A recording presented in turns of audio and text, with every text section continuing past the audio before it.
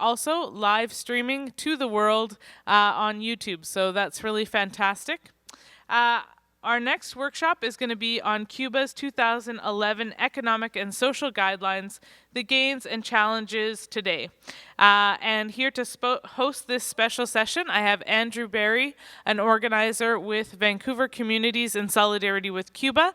And so I would like to hand it over now to Andrew Barry and leave you in his trusted company. Thank you.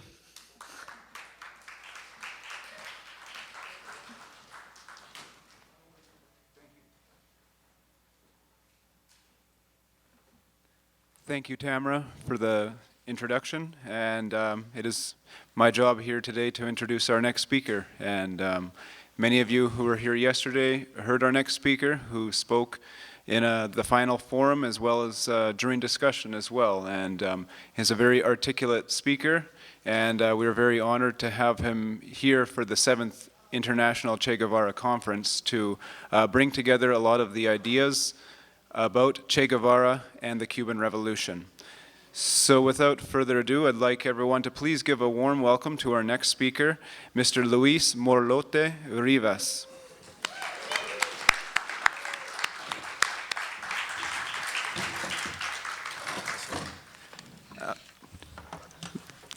Just before I hand over the mic, I'd introduce who he is as well. Luis is the Vice President of the Cuban Union of Writers and Artists, and a member of the Cuban National Assembly.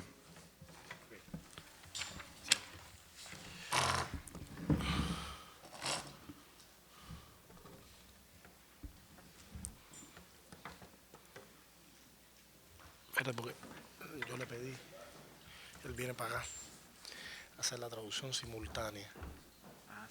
Okay. Dilo que yo le pedí que él viniera acá para hacer la traducción simultánea, es más fácil. And just to remind everyone that Luis's talk will be in Spanish, and there will be simultaneous translation happening at the back as well. Actually, I've been asked to move the translation here, so in fact you will not need your translation device. I've been asked to do it from the stage by Luis here, so I will go sit beside him. You can take off your device and listen to my voice.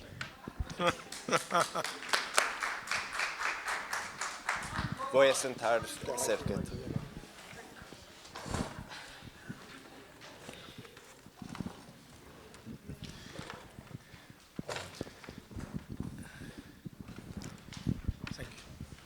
Ya, ¿le metemos? ¿Listo? Listo. Okay. Bueno, buenas tardes. Good afternoon. Como me siento tan bien como en familia, How I feel so well with you all, like family. yo me voy a tomar algunas licencias porque nos hemos visto ya durante varias jornadas. I'm going to take some license because we've already gone through many different topics here. Y como además hasta el clima me ha acompañado para sentirme que estoy en Cuba, Because you've already set up a climate that I already feel like I'm in Cuba. Y ha sido tan interesante la información que quizá ha dado, las conferencias que me han permitido darme cuenta que ustedes conocen más a Cuba que los mismos cubanos. And I've already taken great notice that many of you know more about Cuba than Cubans ourselves. Yo entonces voy a aprovechar para decir algunas cosas que no pensaba hacer en la conferencia. So I'm going to take the opportunity to say and do some things that I wasn't thinking to do originally in the conference. Porque además, en la ubicación que me dieron en el programa, me pusieron detrás de dos excelentes conferencias, la de August y la conferencia de Helen. Because today I already participated in two very important and significant conferences, that of Arnold August and that of Helen Yaffe. Entonces, yo venía a hablarles de lineamiento, de economía, de desarrollo económico social, y me doy cuenta que la conferencia de Helen abordó casi mucho mejor de lo que yo lo iba a hacer, casi todos los temas que yo iba a plantearle. Because they've already spoken much about the economic changes in the Cuban economy that I was going to originally present.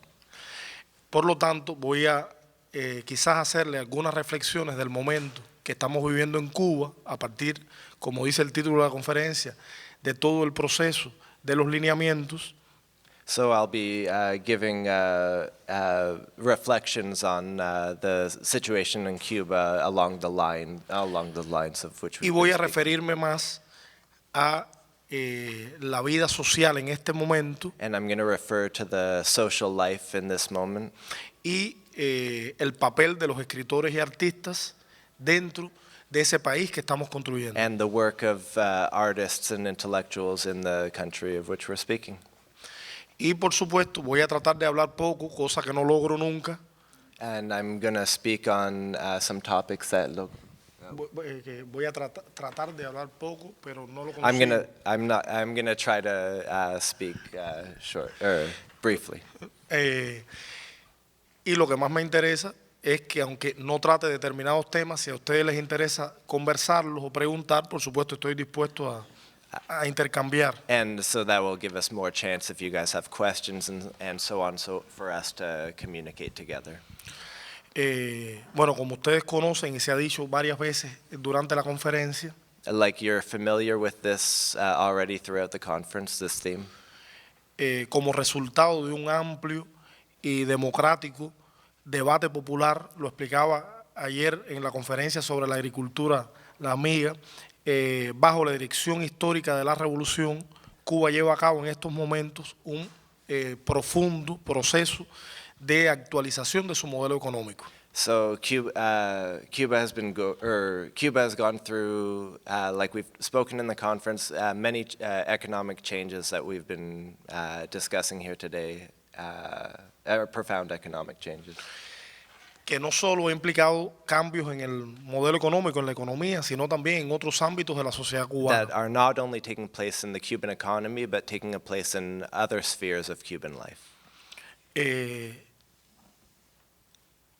Como expresaba en el año 2011, en el mismo momento en que se empezaron a discutir el tema de qué país queríamos construir a partir de esa consulta popular a la que usted se refería. Starting in 2011 with the popular consultations that began this process of looking into the Cuban model going forward.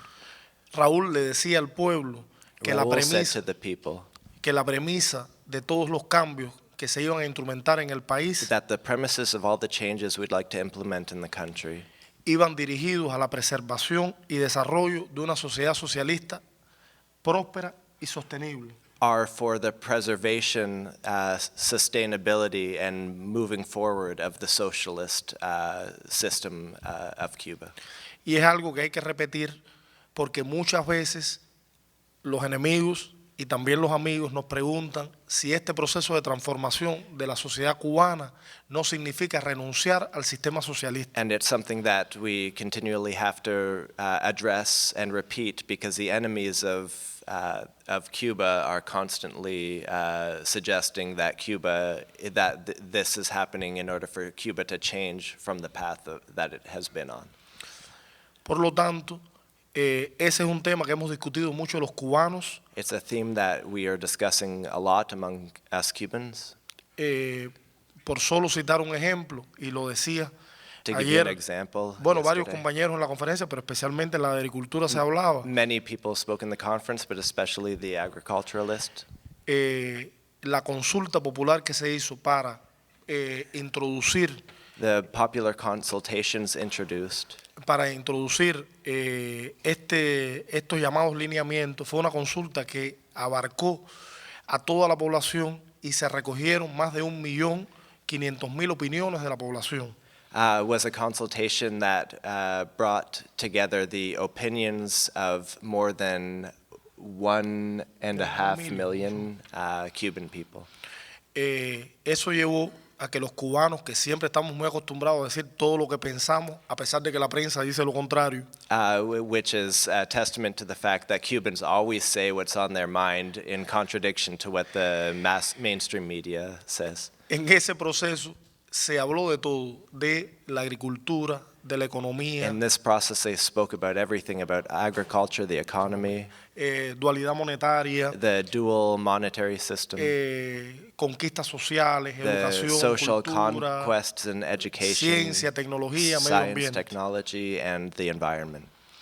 A partir de ese grupo de opiniones de la población, Apart from the opinions of this group of the population, un equipo de trabajo de la dirección del país, integrado por economistas, por sociólogos, por investigadores de distintas áreas, a team of investigators from the country, including from all different areas, propusieron un grupo de transformaciones para el modelo económico cubano. proposed a model or suggestions for changes of the economic model of Cuba. Algunas se han divulgado mucho, como la supresión de prohibiciones que limitaban el desarrollo de las fuerzas productivas, Including changes to the problems that were limiting the productivity in Cuba. tiene que ver con lo que hablábamos ayer aquí, de la entrega de tierras ociosas, de una llamada, vamos a decir, una nueva reforma agraria a partir de entregar tierras a los campesinos,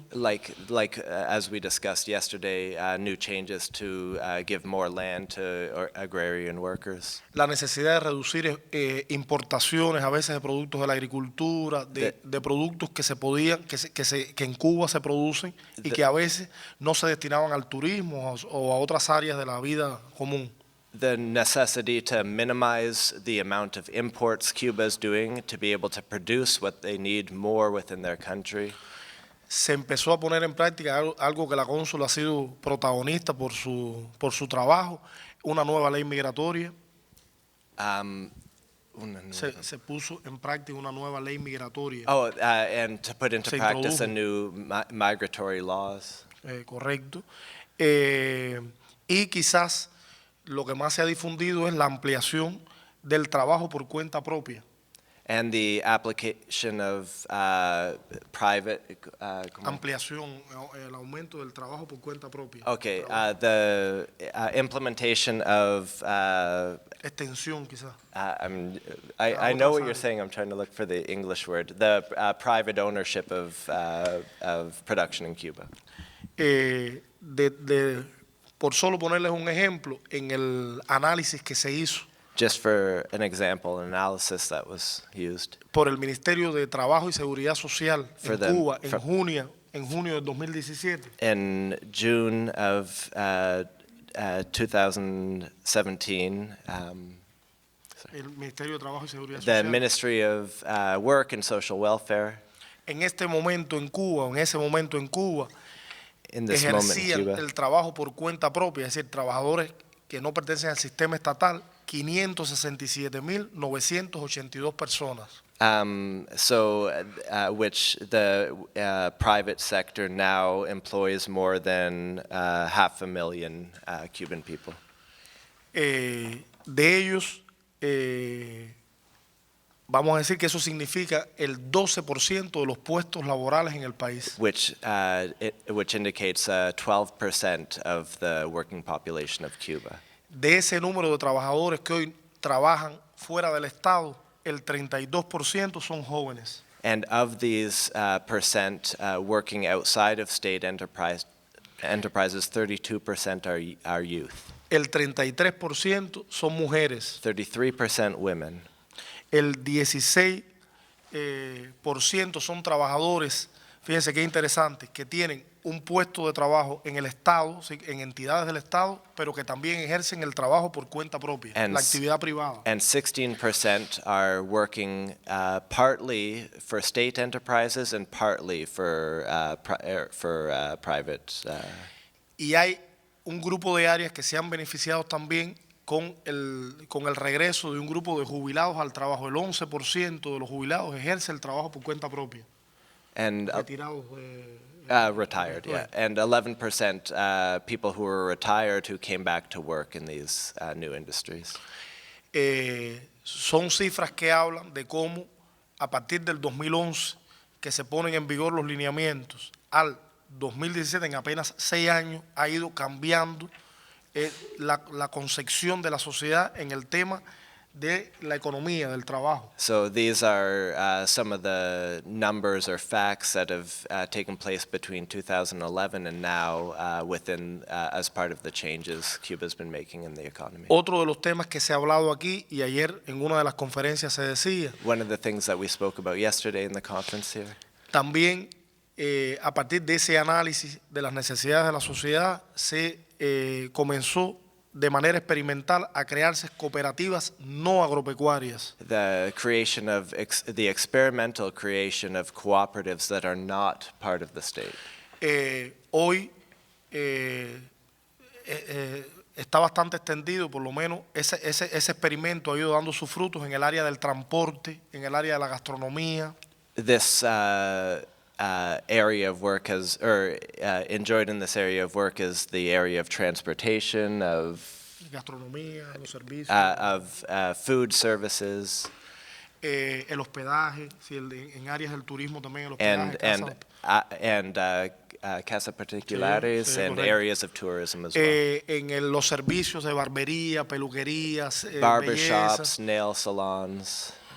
Y eso se ha venido haciendo de manera experimental, pero con una buena aceptación de la población. And this has been an experimental process, but involving a big portion of the population. Con la experiencia de tratar de no de mantener precios asequibles a la totalidad de la población. With the experience to try to maintain the prices at a level that is available to the entire population. Para eso se han tenido que tomar un grupo de medidas. Por ejemplo, en el caso del transporte, por poner un ejemplo, podría hablar de otro. In the case of transportation, for example, Se ha estado poniéndole menor precio a los combustibles, a las piezas de repuesto, de manera tal que se le ha hecho un descuento a los trabajadores que ejercen ese trabajo. In the area of transportation, they have been working on providing discounts for workers who work in those areas. Se le ha hecho un descuento, A discount. correcto, a los servicios, a las piezas de repuesto, al combustible, de un 20%, para que los precios no sean altos a la población. Okay, so they've given a 20% discount so that the prices are not out of range of the population. Y eso ha hecho que se pueda regular, es decir, que los gobiernos de los municipios y las provincias velen porque And that's to create the balance se between the regula el cities and the precio de esos provinces servicios. to balance those services. La actualización del modelo económico cubano tiene como objetivo garantizar el desarrollo del país y la elevación del nivel de vida de la población en este momento. This practice is to ensure the normalization of living standards in Cuba and the progress, and the betterment of living standards in Cuba. Ratificando que el sistema económico que va a prevalecer en el país y es la voluntad del pueblo va a continuar basándose This is done with the will of the people that continues moving forward. va a continuar basándose en la propiedad socialista de todo el pueblo sobre los medios fundamentales de producción. Es decir, que el sistema se va a basar en la propiedad socialista del pueblo sobre los medios de producción, sin no renunciar a ese principio. Okay, and all of this is in order to not do away with the socialist principles of the people or the conscious principles of the people. Y hoy lo decía Helen, sí. Right. That the people own the means of production. That Esto es traducción simultánea. Okay.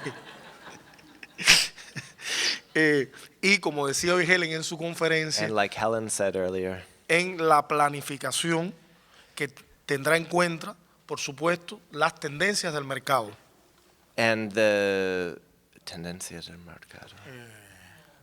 Ayúdame, tendencias del mercado. Oh, and in following with the trends set by the market. El modelo reconoce y promueve además la empresa estatal socialista como la forma principal de la economía cubana. Which is in order not to change the principal foundation of the Cuban economic model, which is socialist. Y algo muy importante, y que fue, por supuesto, discutido mucho por el pueblo cubano. Something very important which has been discussed very in depth by the Cuban people. Y Fidel lo decía y Raúl lo repitió una y otra vez. And Fidel always said, and Raúl always repeats, El socialismo tiene que significar igualdad de derechos para todos los ciudadanos. that socialism has to be the equality of all of the people living there. Por eso se ha repetido una y otra vez, tanto en el Parlamento como en las sesiones de los órganos del partido, And this has been repeated in the parliament and all of the representations of the people, que este proceso de transformaciones económicas y sociales del país, ante este proceso de transformaciones económicas y sociales del país, no va a quedar ningún cubano desamparado. that all of these changes in the Cuban economic model will not leave not a single Cuban behind.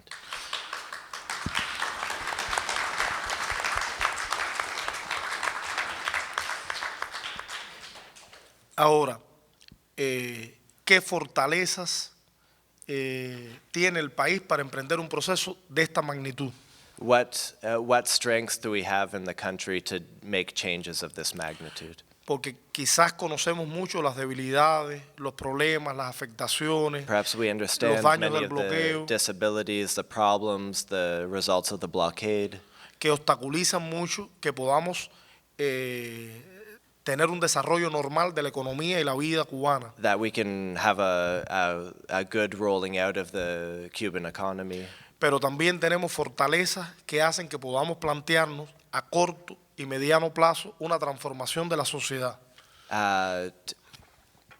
Tenemos fortalezas que permiten They have structures that permit the organization and the changes to the Cuban economic model. De una de ellas hablamos ayer. Una es la unidad del pueblo, One of those is the unity of the people, que permite que uno pueda debatir democráticamente, that y means that they can debate democratically, escuchar y tomar luego decisiones que sean por el bien de la mayoría. listen well, and with that can make decisions in the end that provide for the whole people. Esa unidad se basa, por supuesto, en el respaldo casi mayoritario de la población cubana a su revolución y a sus líderes. This unity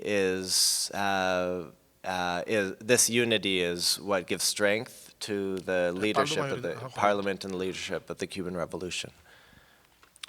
Yo creo que un elemento que permite que hayamos iniciado ese proceso es la confianza que tiene el pueblo cubano en el liderazgo de la revolución. And one of the main factors is the confidence that the people of Cuba Fidel, have Raúl, in their leadership, in Fidel and Raúl, y en una nueva generación que se ha ido incorporando a ese equipo de dirección. and the new generation that's being incorporated today in the Cuban leadership. Otro elemento que yo quisiera significar tiene que ver con la firmeza en los valores y la certeza en los valores que defendemos como sociedad. And this is apparent in La firmeza, The- la confianza que tenemos en yeah, los valores que defendemos. the confidence that people have in the valors that they've been fighting for. El principio indiscutible de que queremos ser libres, independientes y soberanos. The indiscussible facts of the independence of Cuba and the independence of its leadership. Principios como la solidaridad humana, es decir, no es más importante quien tiene más, sino el que puede ayudar al otro. The principles of solidarity, that we need to help one another.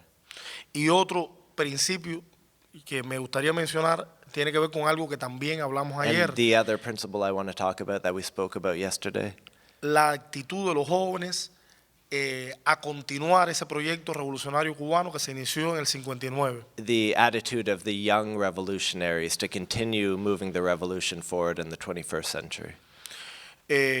Ustedes imaginarán que hacer transformaciones en áreas en las cuales llevábamos décadas haciendo las cosas de una manera, You can imagine that all of the progress that we've made up until today in all of these areas, por supuesto que genera opiniones diversas, discusiones, personas que creen que hay que hacerlo de una u otra manera, of course, brings about questions and criticism and debate.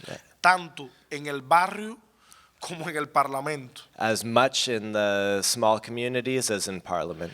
Por lo tanto, yo les puedo asegurar que en estos 6 años que llevamos de discusión de los In these lineamientos, 6 years that they've been discussing all of these tools, este ha changes, sido un proceso como de un laboratorio it's been a process like in a laboratory que ha permitido implementar experimentalmente that implements experimentally y luego corregir y lo que hemos hecho mal, regresarlos, coger otra vía. that's able to make corrections if they go off course and make changes to keep moving forward.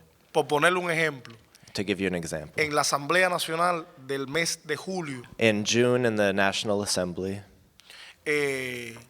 a partir de la opinión de muchos cubanos apart from the opinion of many Cubans sobre determinados malformaciones o determinadas errores en la aplicación del trabajo por cuenta propia, in discussion on the errors of the private or the economic changes that they've been going through, se decidió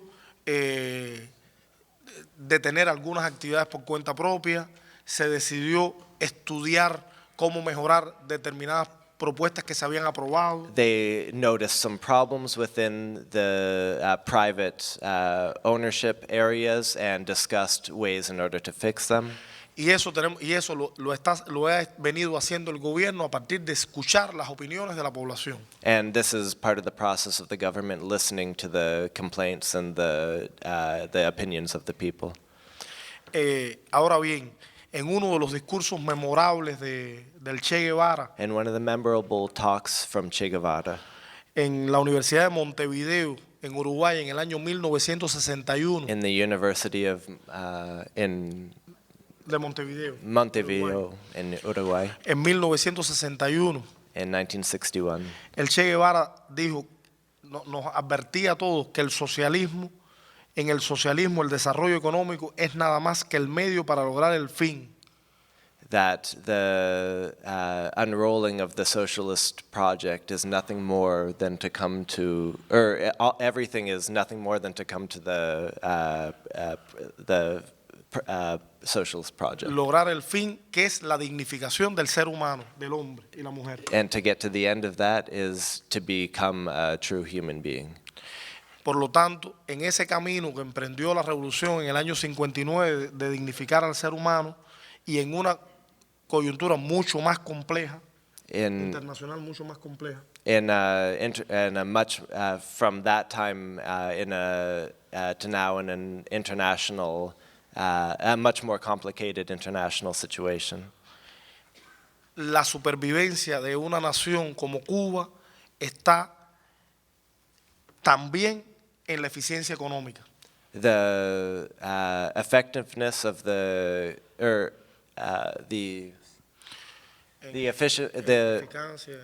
Eficiencia económica. the economic efficiency of Cuba is also its survival. O sea, tenemos que, en toda esta coyuntura que explicaba Helen hoy, tan compleja a nivel internacional, los cubanos tenemos que trabajar mejor y hacer eficiente nuestra economía, porque de ello depende también la supervivencia. Because Cubans depend on that efficiency for their livelihood. Ahora, eso tiene que ir de manera simultánea con la difusión de valores en todas las generaciones. So this has to come as part and equal with the values of the Cuban people.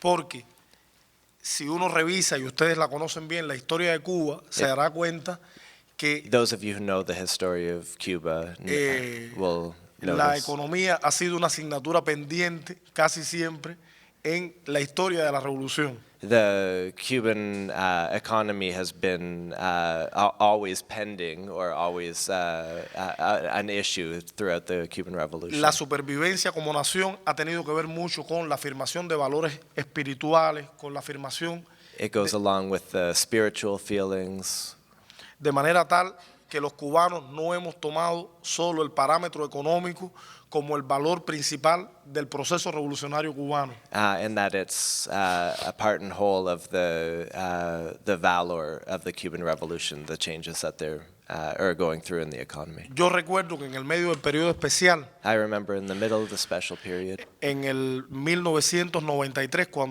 1993, cuando tocó fondo la economía del país, when the economy of the country hit the floor, Fidel se reunió con los artistas y los intelectuales Fidel met with the artists and intellectuals y dijo una frase que para algunos fue enigmática. and No said entendieron. a phrase that for many was enigmatic. Dijo, la cultura es lo primero que hay que salvar. And he said that culture is the first thing that we have to save. Y años después diría, la cultura pensada como escudo y espada de la nación. And that the culture is part of the Espada y escudo, para protegerse. is part of the protection, a shell of the nation. Shell and sword, or shield and sword. Y en ese concepto fidelista de que entendía la cultura como un proceso integral. And in this concept of Fidel, they looked at everything as a whole, as or an integral.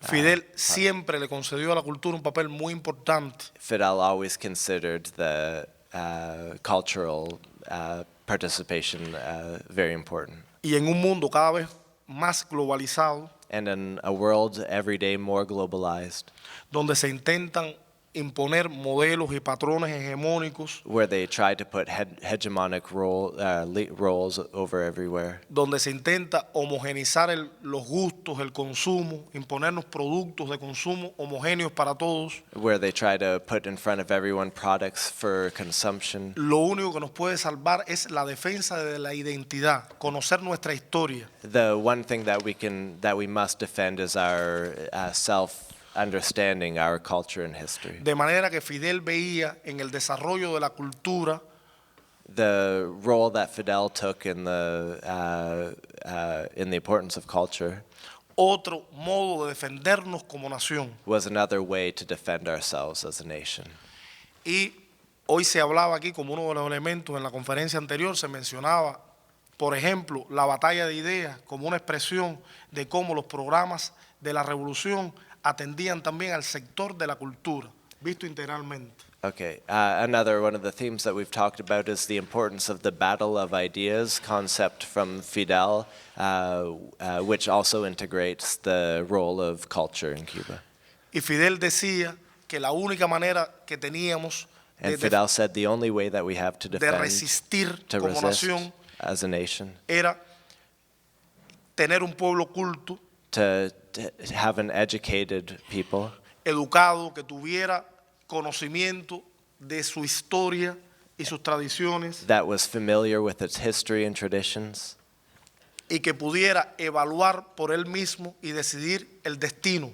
and that could evaluate its situation for itself and decide its future. Aquí se mencionaba, quizás, ya termino, aquí se mencionaba como uno de los elementos más importantes Here I'm going to mention one of those que hizo more la important revolución points that made the cuando surgió revolution la campaña de alfabetización is the literacy campaign, como el proceso más integral de formación, un proceso cultural de formación de los ciudadanos para comprender, para leer, para entender los procesos. which was one of the most important parts of the history of the Cuban Revolution, that people began to understand and know their traditions, culture, and Y eso ha permitido sí, que el país haya desarrollado un amplísimo programa cultural que va desde la formación educativa and this is what helped to Cuba to be able to organize and form the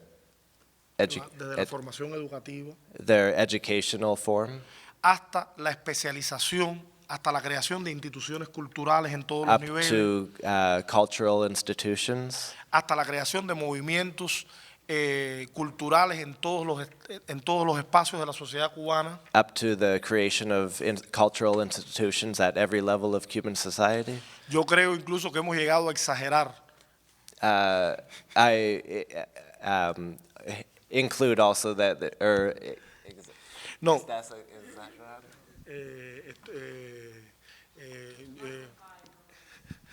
Oh, yeah, and I'm saying this in order to magnify. Porque, por ejemplo, yo le contaba a un amigo ayer aquí en la conferencia I was speaking with a friend here yesterday in the que conference. cuentan que nos visitó en algún momento un ministro de Cultura de la desaparecida Unión Soviética. Ran into or spoke with a deputy who went missing from Russia. Ajá, y le preguntó al ministro de Cultura cubano And he asked the cuántos Minister of Culture of artistas Cuba, profesionales había en Cuba. how many professional artists do you have in Cuba? Y porque él, donde quiera que llegaba, veía que había cultura para el pueblo en todos los espacios. Because you have culture for the people of Cuba in every single space. Y el ministro le dijo, ¿y ustedes cuánto tienen? El ministro de Cultura cubano le dijo, ¿cuánto tiene la Unión Soviética? And he asked, how many do you have in the Soviet Union? Dijo, 3,000 artistas soviéticos profesionales. We have 3,000 paid by the state artists in the Soviet Union. Y el ministro de Cultura cubano dijo, nosotros tenemos 15,000. The Cuban counterpart said, oh, we in Cuba, we have 15,000. Hoy tenemos 18,000 en este momento. Today there's 18,000. Y eso tiene... Esa anécdota explica de alguna manera la importancia que se le dio desde el sistema de enseñanza artística a todos los niveles en la formación. So that'll give you a good idea of the importance of the development of culture. Pero también en la creación de proyectos como el de los instructores de arte para enseñar a apreciar el arte. But also the importance of teaching art. Profesores en las escuelas, en las fábricas, para poder enseñar a comprender el arte en cada uno de los espacios de la sociedad. Teachers in the schools and in the workplaces that can learn to bring art to all different parts of Cuba. Eso hace que ante la avalancha mediática que también tenemos en Cuba, porque no estamos en una cápsula, nos llega desde el imperio, desde todos los espacios, también una programación audiovisual pseudocultural. Because Cuba is not isolated or in a vacuum, that we have the influences from outside that come into our country. Tengamos un pueblo preparado We have a people prepared para discernir, para decidir qué es lo que tiene más calidad. to decide which has quality. Es algo en lo que seguimos trabajando. It's something that we continue working on. Y es lo que garantiza que tú puedas emprender transformaciones económicas y sociales y que tengan un apoyo de la población porque hay un conocimiento. And it's the way that we guarantee that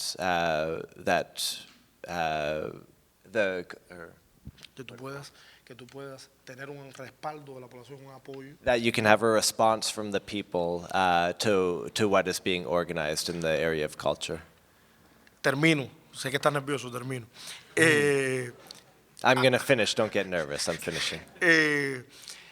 Ahora, en este momento, acabamos de discutir en el Parlamento cubano, At this moment, we're about to discuss in Cuban Parliament en todas las comisiones. Yo pertenezco a la Comisión de Educación, Cultura, En Ciencia, Tecnología y Medio Ambiente. all of the commissions, including science, technology, the Educación, environment, cultura, education, ciencia, culture. tecnología y medio ambiente. Correcto. Acabamos de discutir, luego del Congreso del Partido del 2016, We're about to, before the party congress after the congress in 2016, una actualización de los lineamientos de trabajo. the realization of all of the lineamientos, guidelines that were created by the Cuban Pero people. también acabamos de discutir un proyecto de desarrollo económico, social del país hasta el 2030. To form the economic and cultural plan for the country up until 2030. En el cual el país está proyectando el país que queremos ahora, pero el que queremos tener para nuestros hijos también en el 2030. So we're looking at not just the reflection of the Cuba that we have today, but the Cuba that our children will have many years from now. Y es cuando uno revisa ese programa se da cuenta que en ese programa se expresa nuestra visión de país en cada una de las áreas. And if you look over these guidelines, you'll see where we have made sure to look into all aspects of Cuban life over that period. Con principios que son los que han regido a la revolución desde el primer día: justicia social, With things that were foundational to the Cuban Revolution from the beginning: social justice, acceso a los principales servicios para toda la población, access to all necessary services by the entire population, debate democrático en los espacios de cada espacio que queremos construir. that there's democratic debate and everywhere that people can be a part of that. Y algo muy importante, en este proceso de transformaciones And in this process of transformation, se ha tratado de regresar a la comunidad, al barrio, pensando en que esos son espacios muy importantes para la realización personal del ser humano. they're going back to the small neighborhoods or the barrios to continue relating with what it means to be a human being. Por ejemplo, ahora mismo se aprobó en la Asamblea Nacional, a partir de los lineamientos, que una parte de la producción de las empresas que están enclavadas, ubicadas en la comunidad, sean para el desarrollo local. Por ejemplo, ahora mismo se For example, right now, se aprobó que una parte de las ganancias de las empresas que están ubicadas, que están en one las part of the comunidades, factories that are within the communities, vayan para el desarrollo local.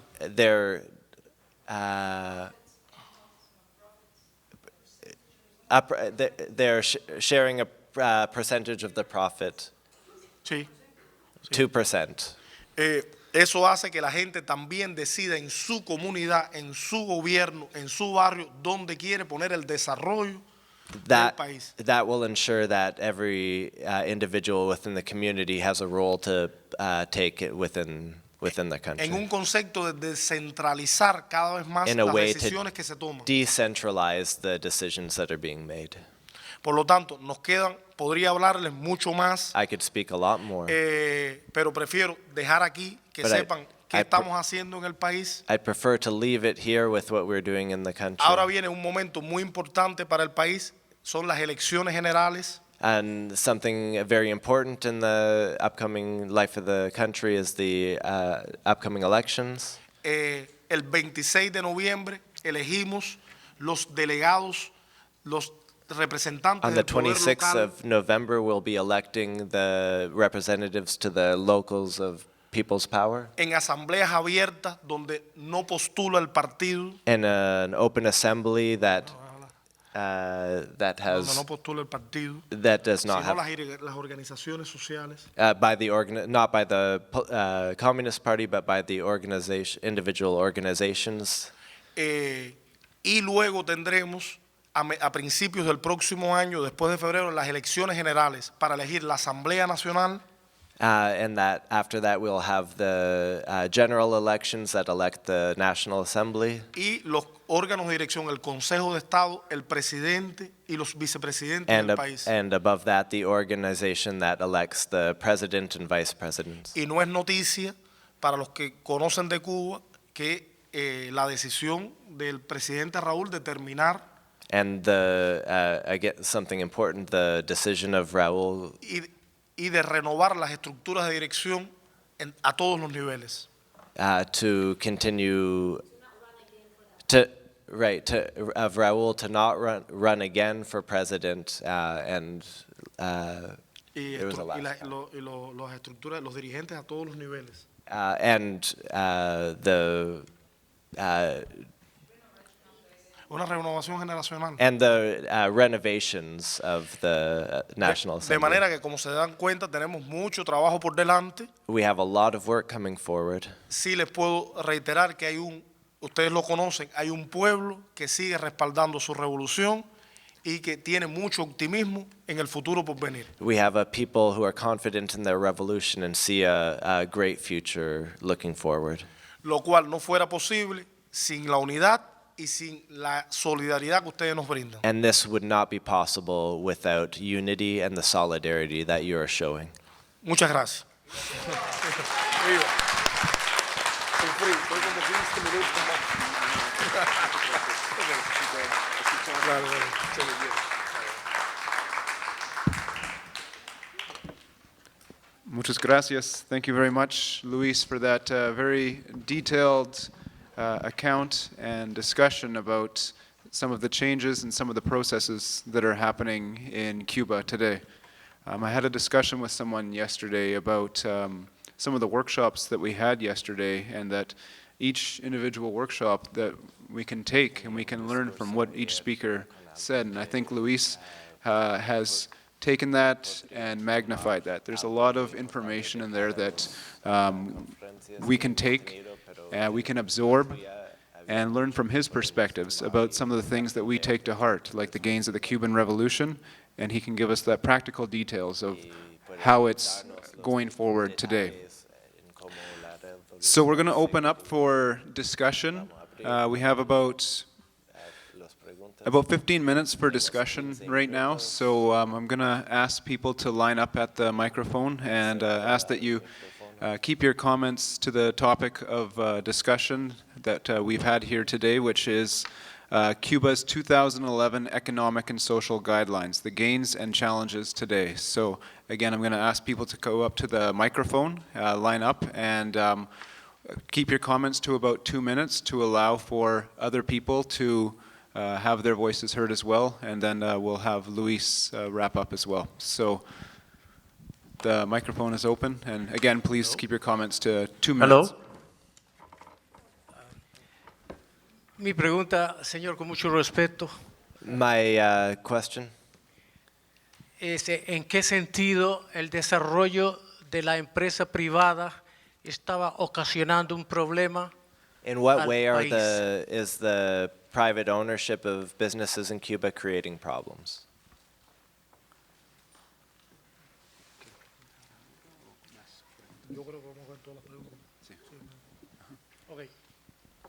Okay, my name is Michel Duguerry. I'm with the Communist League. Among the challenge that Cubans faced recently were the response to the hurricanes. Here in BC, this year was a record year for forest fires. And with the hurricanes in the U.S. and Puerto Rico, that became, I had many discussions with workers comparing Cuba's response to the hurricane to what happened here with the forest fire and with the hurricanes in the U.S. So, and that was an argument for why workers here need to make. Sorry. I think you speak Spanish perfectly too, Michelle. Yeah, but for those who don't see, so now I'm really confused. But it was an argument in my discussion, the response comparing Cuba to the rest of why workers here need to make a revolution, overthrow capitalism. So could you just summarize for us the main principles behind Cuba's response to the hurricanes, what's involved, what are we trying to achieve, who's getting involved in responding to this, and so on.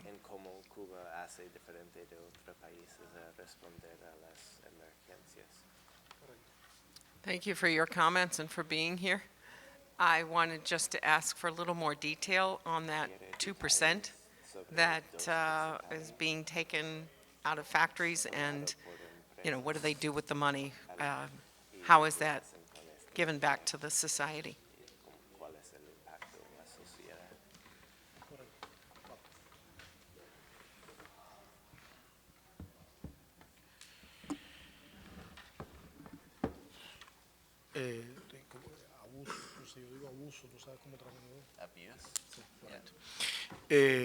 Esto es un abuso conmigo porque yo soy artista. That's an abuse of me because I'm an artist. Yo no soy economista. I'm not an economist. Estoy en el Parlamento cubano I'm in the Cuban Parliament porque represento a una organización, una ONG la Unión de Escritores y Artistas, una organización social because no gubernamental, I represent a social organization, la Unión de Escritores y Artistas de Cuba. the Union of Writers and Artists of Cuba. Pero como para ser artista hay que ser imaginativo, But to be an artist, you have to be imaginative. voy a inventar So I'm going to invent un poco la respuesta. your answer, Y ustedes me lo van a permitir. if you'll let me. No, en serio. No, voy a responder, lo que quiero decir es que voy a responder a partir de una opinión personal sobre I'm estos gonna temas que son respond. muy interesantes. It's a very interesting thing, and I'm going to respond from my personal point of view.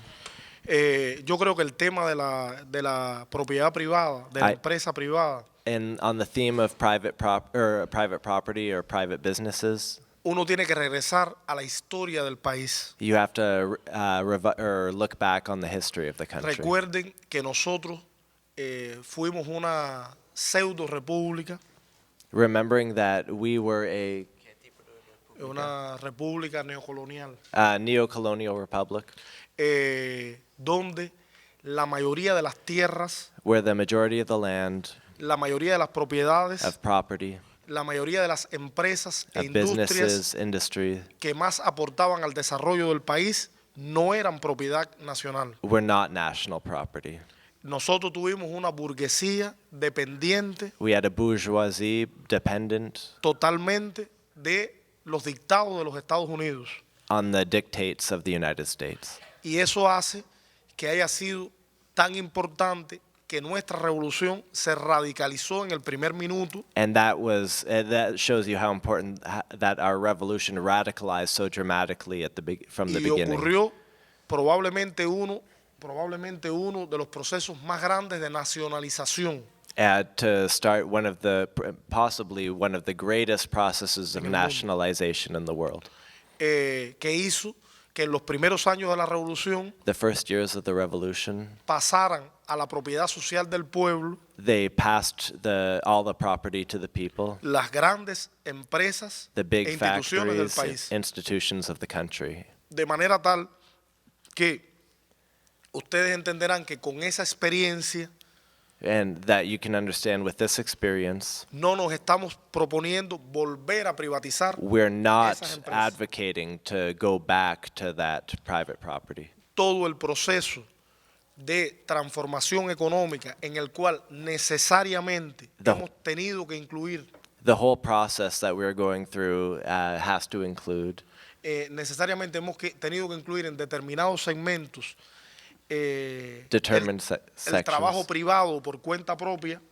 The private sector, or private property and private Se ha sector. pensado siempre que el Estado, el gobierno, siga teniendo una parte importante de los medios de producción del país. That the state has always had an important part in the national production. Y por poner un ejemplo, ustedes lo ven en los mismos convenios que hemos hecho con el turismo o con la extracción de You've petróleo, seen in the production of gas and in the tourism industry, donde el mayor por ciento de la propiedad sigue estando en manos cubanas. the majority of the ownership of items have been in the hands of the Cuban Y hoy government. estamos desarrollando en este proceso de transformaciones And we are coming out in this process of changes es decir, en la creación de pequeñas y medianos negocios.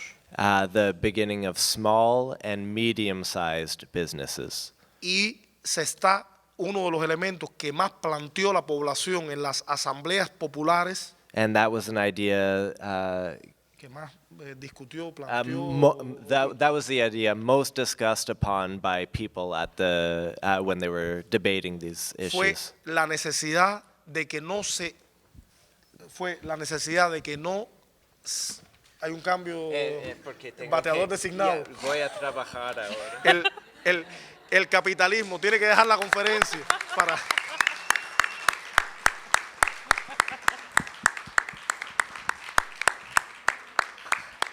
Noah has been working tirelessly at the translation booth for the past 48 hours, and now has to go to work. Dice So, que él maneja una guagua. yes, he drives buses in Lo Vancouver. que tiene que traer es a los pasajeros para la conferencia. And Para sumar más. Morlote En la is defensa por el saying socialismo. he better bring his passengers just here. This should be the destination for the bus today. Gracias, Noah. Thank you, Noah. Y decía que en ese, tú me dices, decía que en ese proceso uno de las preocupaciones mayores de la población And in this process, one of the biggest preoccupations of the population es que no se establecieran diferencias, que no se enriqueciera una parte de la población is that the changes don't mean huge economic gaps between the population, that a certain aspect of the population gets much wealthier than the rest. de manera que se pudiera planificar la economía y también la obtención de riquezas. And so not only we need a planned economy, but we need an economy that pays attention to where the wealth is going Para tratar de evitar las diferencias, to avoid creating large differences, cosa que como es lógico, ustedes conocen economía, no es fácil. which if you understand a little bit about economy, you can guess is pretty difficult. De manera tal que por eso se repite tanto en los lineamientos y en el plan de desarrollo So that's why continuously within the lineamientos and the guidelines, it is repeated la decisión del pueblo de no continuar, de no iniciar un proceso de privatización. that this is not a policy of privatization. Ahora, por ejemplo, yo creí entender en la traducción que usted me preguntaba sobre los problemas que se están estableciendo con la empresa privada. So my understanding from one of the questions and the translation is that you're asking me what kind of problems have been created by this process of privatization or of more private enterprises. Voy a ponerte un ejemplo, porque el cubano inventa todo el tiempo. And so I have to give you an example because you know that we're inventing new ideas all the time. Para bien y a veces no para tan bien. And sometimes this is for the good and sometimes it's not so good.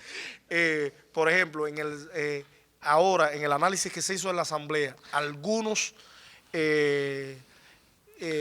personas que tenían restaurantes So in the analysis done by the Parliament and the Assembly, some of the kind of privately owned restaurants, que según se establece que tú puedes tener un restaurante con una cantidad de trabajadores, que puedes desarrollar esa actividad en un espacio, and this rules are quite strict around what you're able to establish, how many people you can hire in this restaurant. hay quien ya poniendo a la esposa como dueña del otro, al sobrino como dueño del otro restaurante, al primo, tenía una cadena de restaurantes. And so what we're seeing is that someone wants to own multiple restaurants, which they can't do, and so they then have 5 restaurants. One is owned by the wife, one is owned by the sister, one is owned by the brother-in-law, and this creates an issue. O quien tenía la licencia para manejar un auto, para brindar servicios de transporte, igual puso a la familia, a un amigo y creó una red de transporte particular. So again, this is happening with transportation. It's supposed to be a personal job that someone has, but again, they buy a few cars, and then one is supposedly driven by a wife, by a family member, and all of a sudden you have this business that is growing. Y contra eso se expresó la población. And our population spoke out against this and said, this is not what we are looking for. Porque ya íbamos creando en varias áreas algunos terratenientes. Because we're creating within this various kind of Dueños de tierra. yeah, we're creating little like fiefdoms, little people that will have too much control over something. Y hubo que detener esa actividad y empezar a revisar y cerrar algunos de esos negocios. And we listened to the population that said this is not what we asked for, and we began clamping down on some of these things that were not really following in the spirit of the guidelines. Y aquí lo puedo decir porque estamos entre amigos. Muchos alguno de ese financiamiento que se está utilizando para esa actividad proviene del enemigo. And I can tell you here, because we're amongst friends, that some of these things were not just naturally springing up, but were actually being financed from the outside and financed to create problems within Cuba by the enemy. Por lo tanto, ese es un proceso que hay que ir chequeándolo sistemáticamente, evaluándolo, tomando decisiones. And so, but this is part of Cuba's method. We try something, we see how it goes.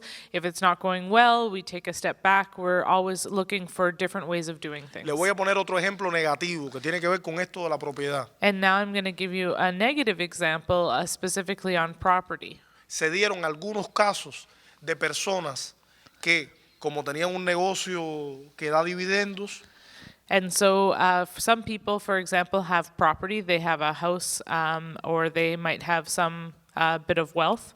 empezaron a hacer una fiesta en el barrio, arreglar las calles, proponerse casi como alcaldes del lugar. And so they have some extra money, and with that wealth, they decide to throw some parties in their neighborhood. They maybe fix up the street, do some things that look really good, but then they're kind of all of a sudden acting as like the mayor of their block. A ofrecer sus instalaciones para que se hicieran actividad con los niños, And hacer they're- una labor social. And so they're, offering to bring in different things to the community and to share them with the kids. And, all of these things look like nice social projects. Y son temas que la población también se indignó con esas posturas. However, the response that was given by the population of Cuba to the assembly was that people were actually very indignant about this. Pero por suerte nosotros tenemos un sistema de organizaciones sociales Because we have our own social networks and our own social organizations que permite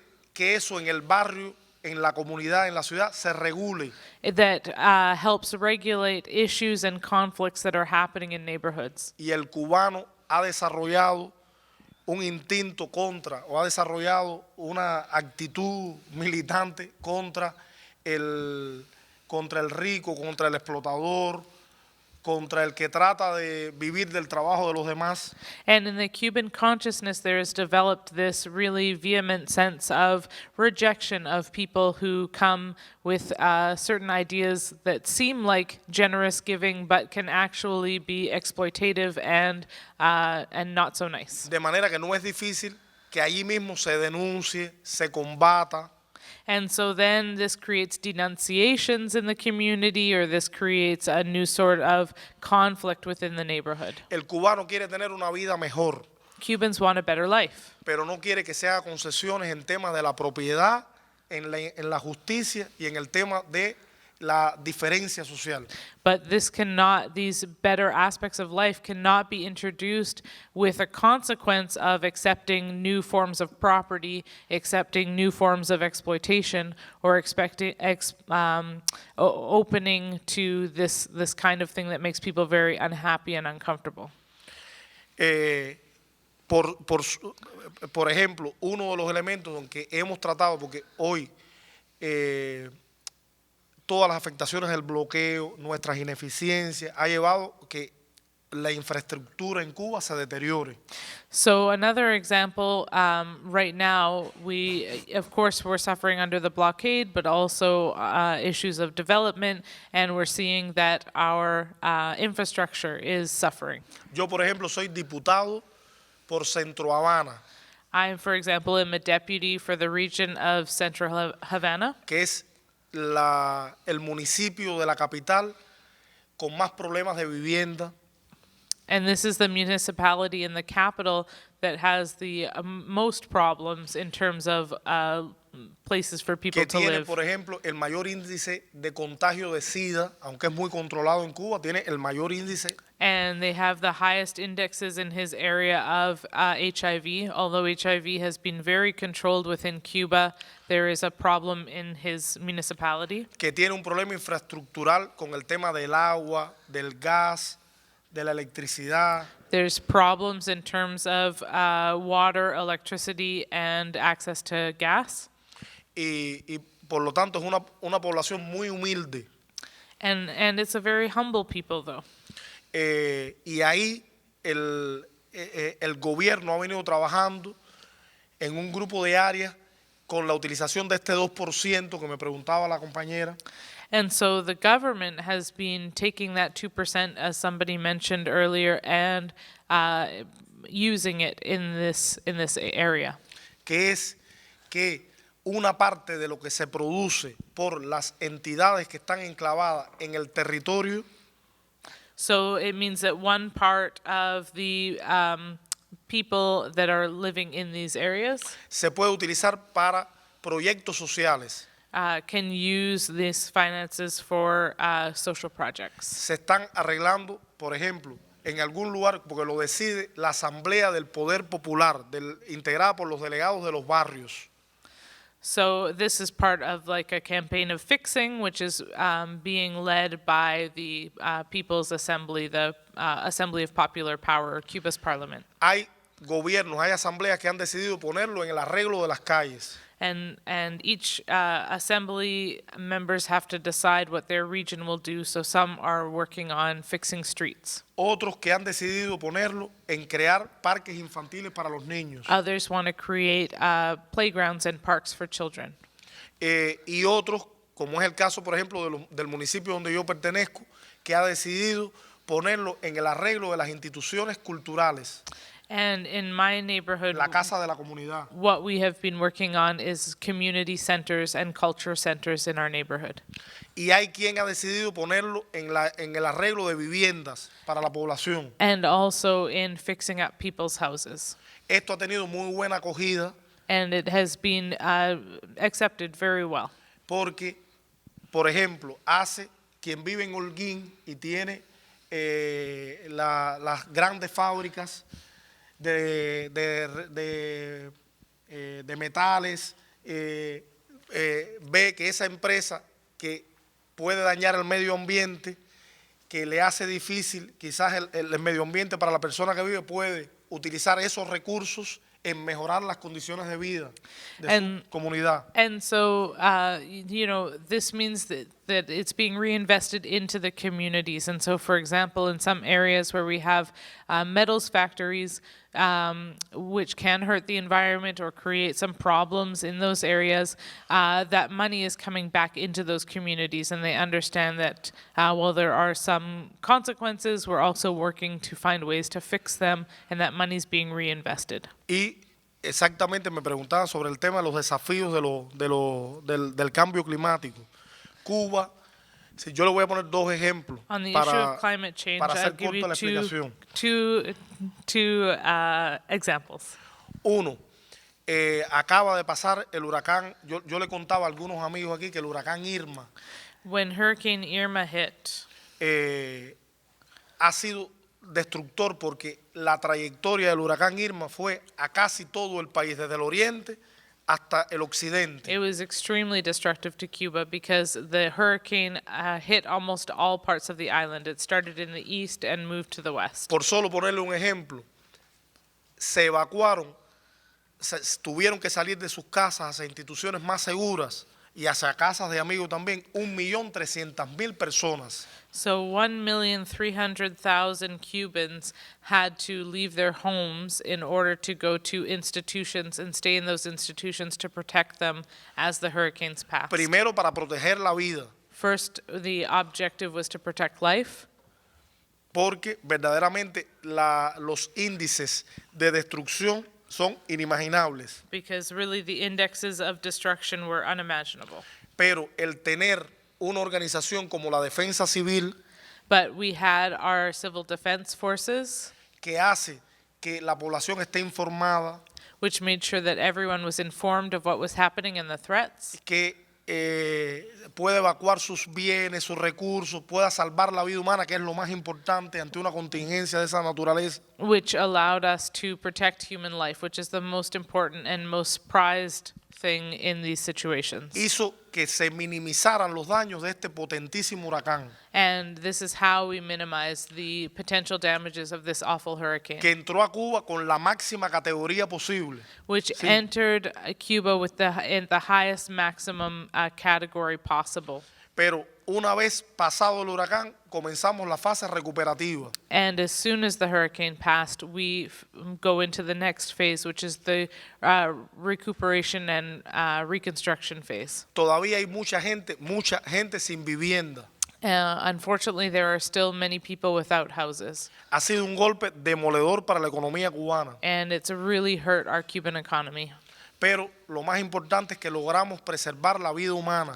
But really, again, I emphasize the most important thing was the preservation of human life. Yo tuve la posibilidad, seguro Gerardo también, yo tuve la posibilidad de ir con artistas y ver en otros huracanes también las brigadas artísticas que están haciendo los escritores y artistas a las comunidades afectadas. And I had the chance actually to go, and Gerardo has probably also participated during this hurricane and others, to go with what we call cultural brigades, who actually go to the areas that were worst affected by the hurricane to provide culture and music and to raise the morale after these devastating hurricanes. Y es dramática la situación en que quedaron las personas. And when you arrive there, you see the dramatic situation that people find themselves in. Pero es estimulante ver que cuando llegamos allí, But it's also very heartening and very enlightening when we arrive, con ese poder sanador que tiene la cultura, when we see curativo, the way that culture can heal people and help people. la gente por ese momento se olvidó de los problemas y disfrutó con los artistas. For a moment, people are able to forget the destruction and are able to enjoy themselves and to think about the positive things Gente que in lo life. perdió todo, no solo lo material, perdió las fotos familiares, perdió sus recuerdos más preciados. People who lost not only physical objects from their homes, but all their family photos, all of their memories. Y nos decían con mucho optimismo, nos vamos a recuperar. And they say to us with a lot of optimism, we will rebuild, Porque la revolución no deja abandonado a nadie. because the revolution will not abandon anyone.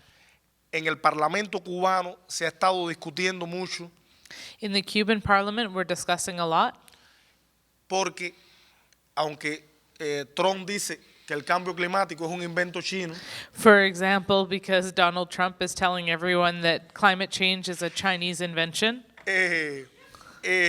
verdaderamente nuestras islas del Caribe saben que se va a intensificar mucho más la temporada ciclónica por estudios But y de huracanes. as us and as well as other Caribbean countries know very well, that our situation is only going to become more dangerous. En Cuba se aprobó por la Asamblea Nacional un proyecto que se llama Tarea Vida, But in our Cuban parliament, we've passed a project, and it's called Task Life. que se indicó, se mandató al Ministerio de Ciencia, Tecnología y Medio Ambiente para desarrollarlo. And we've put it in La responsabilidad del the ministerio. responsibility of this task force life into the hands of ¿qué ministerio? Ministerio de Ciencia, Tecnología y Medio Ambiente. Into the hands of the Ministry of Science, Technology, and the Environment. Que consiste en un estudio del cambio climático y las afectaciones que tendrá el país. And they're the ones that are looking at how climate change is going to affect our country. Y ya tenemos una evaluación de comunidades que desaparecerían con la subida del mar. And we have a list of countries that are likely going to disappear as the ocean levels rise. Y cómo el mar, cómo vamos a perder zonas importantes de algunos territorios del país en el centro, en el oriente. And probably we will lose some very important land in our country in the center and in the east. En periodos de 50, 100 y 200 años. And we're looking at the next 50, 100, 200 years. Pero como nosotros pensamos una revolución para el infinito, But because we think that our revolution will continue to infinity, se está haciendo un programa we're making a project and planning para que nuestros hijos y nietos sean afectados lo menos posible. to make sure that our children and their children are impacted the least possible. Hay un proyecto de mudar comunidades costeras al interior del país. There's even a project for moving coastal communities in towards the center of the country, Lo cual, por cierto, no es fácil, which for sure is not easy. porque hay una tradición Because de there's a- pescadores, de gente que ha vivido toda la vida ahí y que no entiende que tenga que salir.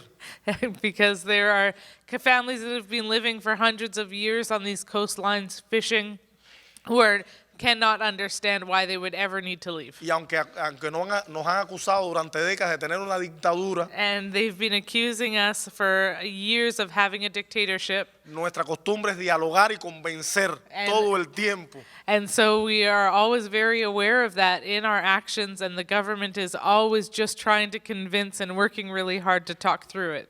Por ejemplo, en las escuelas se está incluyendo estos contenidos de las afectaciones climáticas desde los niños para que entiendan que es necesario hacer un grupo de cambios al interior de la vida del cubano. And this has become part of our educational project, even as early as elementary school. We're talking about climate change with young people. We're preparing them for this idea that probably in the next few years we will need to move some cities to different parts of the island.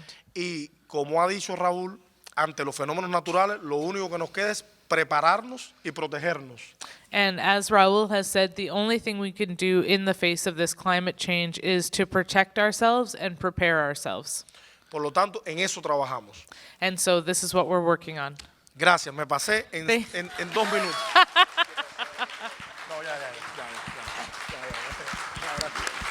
Thank you very much. Thank you very much. Ha sido terrible porque I've been horrible. yo he tratado de ser coherente I've been trying to be coherent and brief con un jefe que cada 2 minutos me pasa 2 with minutos, this 3 chief. minutos, Every 5 2 minutes, minutos. he's passing me something that's saying how many minutes I'm taking. Yo lo imagino cómo sería él I am imagining how he is tratando de organizar un discurso de Fidel. trying to organize Fidel, who famously would speak for hours on end. It's not that hard. People here came to listen to you talk, Luis, so we very much appreciate you going into great depth and into detail about what's happening today in Cuba in the process. So please, everyone, give a warm applause and thank you to Luis, as well as to our translators as well, Tamara and Noah. Digo 2 minutos. He no, needs just 2 no, more yo minutes. quería porque no voy a tener la posibilidad I won't have the chance again. I have to do this de now. manera colectiva. Well, you're all here. Yo quería en nombre de Gerardo, I would like to say to Gerardo, en nombre de nuestra cónsul, que es un and ejemplo also in the name of our de Consul la joven General, generación revolucionaria Who- comprometida who is a young revolutionary and is a part of the new generation, y bella, como son las and mujeres beautiful, cubanas. as all Cuban women are. Quería en nombre de nosotros, que somos, In the name of the three of us, somos la delegación más cubana, porque ustedes son cubanos todos, pero somos la delegación un we're, poquito más cubana. we're the fully Cuban delegation. You're all Cuban in spirit, but we're the Cuban delegation. Quería agradecerle la manera en que nos han atendido estos días, We en would que han like to say organizado esta thank you, conferencia. how well the conference is organized and how well we've been taken care of. A Tamara y a todo el equipo que To Tamara and to all of the team. lo han organizado hasta el mínimo detalle. They've organized things down to the most minimal detail. Por ejemplo, Gerardo For y yo, example, me and Gerardo, cuando nos llamaron, when le we dijimos, called, pero nosotros no podemos ir si hay frío we can't go if it's getting there too y cold. tampoco si está lloviendo. And I'm not going if it's raining. Y lograron que saliera el sol. And y- they even turned no on the lloviera. sun for our arrival, and Gracias. we've had no Gracias. rain. Un beso. Okay, well, necesito decir que fue mí que dijo a Andrew que él necesita ser muy militante con el tiempo. I have to admit that it was me that told Andrew to try and be a little more firm on the time, because that's my job, so it was my fault. Okay, so I thank you so much, Andrew, for coming and being our special host, and gracias Luis Morlote Rivas, member of Cuban Parliament and Vice President of the Cuban Union of Writers and Artists. Sí.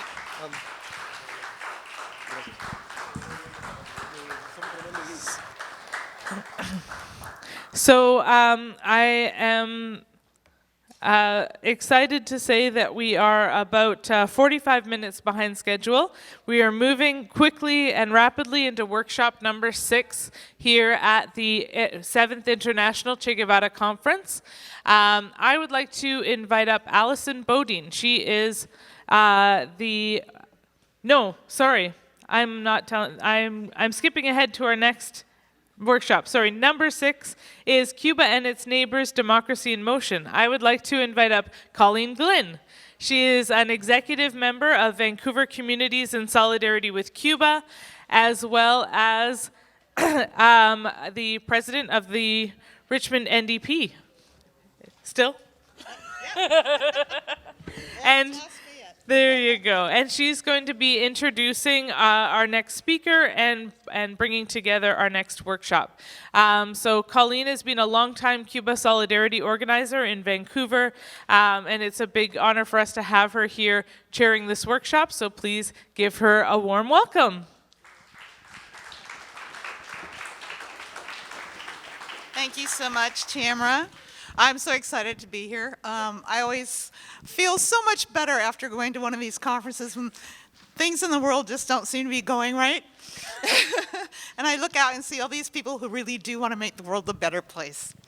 So I'm very excited to present to you today Arnold August. You met him this morning, and he's going to talk to us this afternoon about his book, Cuba in Motion, or Democracy, Cuba's Democracy. I've read the book, it's excellent.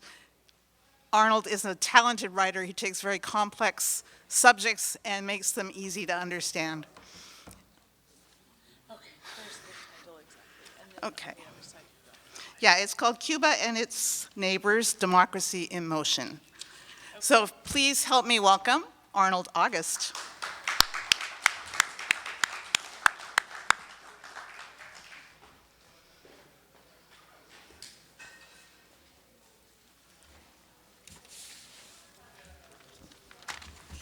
Thank you once again. You might be asking yourself, why would anyone in his or her right mind, living in a capitalist country such as Canada, and so close to the United States, would take up the issue of elections and democracy in Cuba, especially when supposedly there are no elections and democracy in Cuba.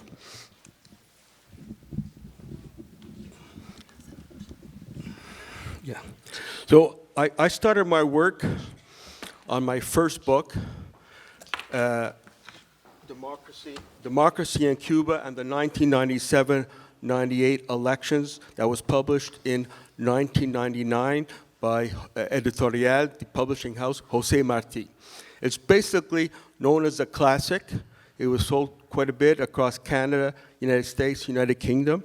It's the first full description of how elections take place in Cuba, with photographs that I myself took during the full process. At that time in 1997-98, I was the first non-Cuban to have attended all of the steps of the Cuban electoral process, which is very long. It starts in the summer, fall of one year, and it finishes in the February of the following year, as far as the general elections are concerned. And I did my second book several years later, this one here, Cuba and its Neighbors, Democracy in Motion. Why did I write a second book on the question of democracy and elections in Cuba? My first book, it describes how it operates. At the same time, in the course of my investigation living in Cuba, it was noticeable that there are problems, that things need improvement. So what I did for the second book, I interviewed 30, not less than 30 Cuban experts on the issue of democracy and elections. And just to make it clear, just to make it clear, when I say that I interview Cubans, they are all either members of the Communist Party or the youth wing of the Communist Party, and if not, definitely revolutionary. So there is no misconception, because they raise issues on how to improve the electoral system in Cuba and the democracy in Cuba, and it comes from them and I opened the pages of my second book to their views on how to improve it. Now, so today, in this specific workshop, I'd like to explain to you as best as I can, in a short period of time, how the electoral system operates. At the same time, at each specific stage, also deal with the problems and how revolutionary Cubans see the need to solve these type of problems, to improve the political system. So, how do elections take place in Cuba? The first thing is, registration for elections is automatic. If you're 16 years and older, when the elections are called, you are automatically on the voting list. Now, how are people nominated to become delegates to the municipal assembly, which is the first stage of the electoral process? We're talking about general elections, which has two stages, the municipal, and based on that, later the provincial and national elections. Now, the Cuban municipalities are divided into very small blocks of about 150, maximum 200 citizens in a specific area. Now, these citizens get together when a nomination season begins. They get together in the evening or a Sunday afternoon, and this is how nominations take place. I attended many of these things. Everyone there has the right to nominate anyone else who lives in that area, in that riding, to be a candidate for the municipal assembly. The person has to get up and say why he or she is nominating this person and indicating the name of the person. They have to give a reason. You know, in some areas, it's much more spontaneous. For example, when I follow these events in the countryside, people are a bit more spontaneous there. So at one point, someone said, I want to vote, I nominate this person to be a candidate for election to the municipal assembly. And so the person who was leading that assembly said, well, what is, you know, what reason? Why are you nominating him? Why should people want to have him elected? He said, well, he's a revolutionary. Well, everyone in Cuba is revolutionary. You have to give more reasons for it. So the point is, when people nominate, they have to give reasons why they think the person should be nominated. And it's mainly, first thing, it is not whether the person is a member of the party or not. That does not come into the equation. What the person has done with regards to the community, with regards to other work in the area or in his workplace.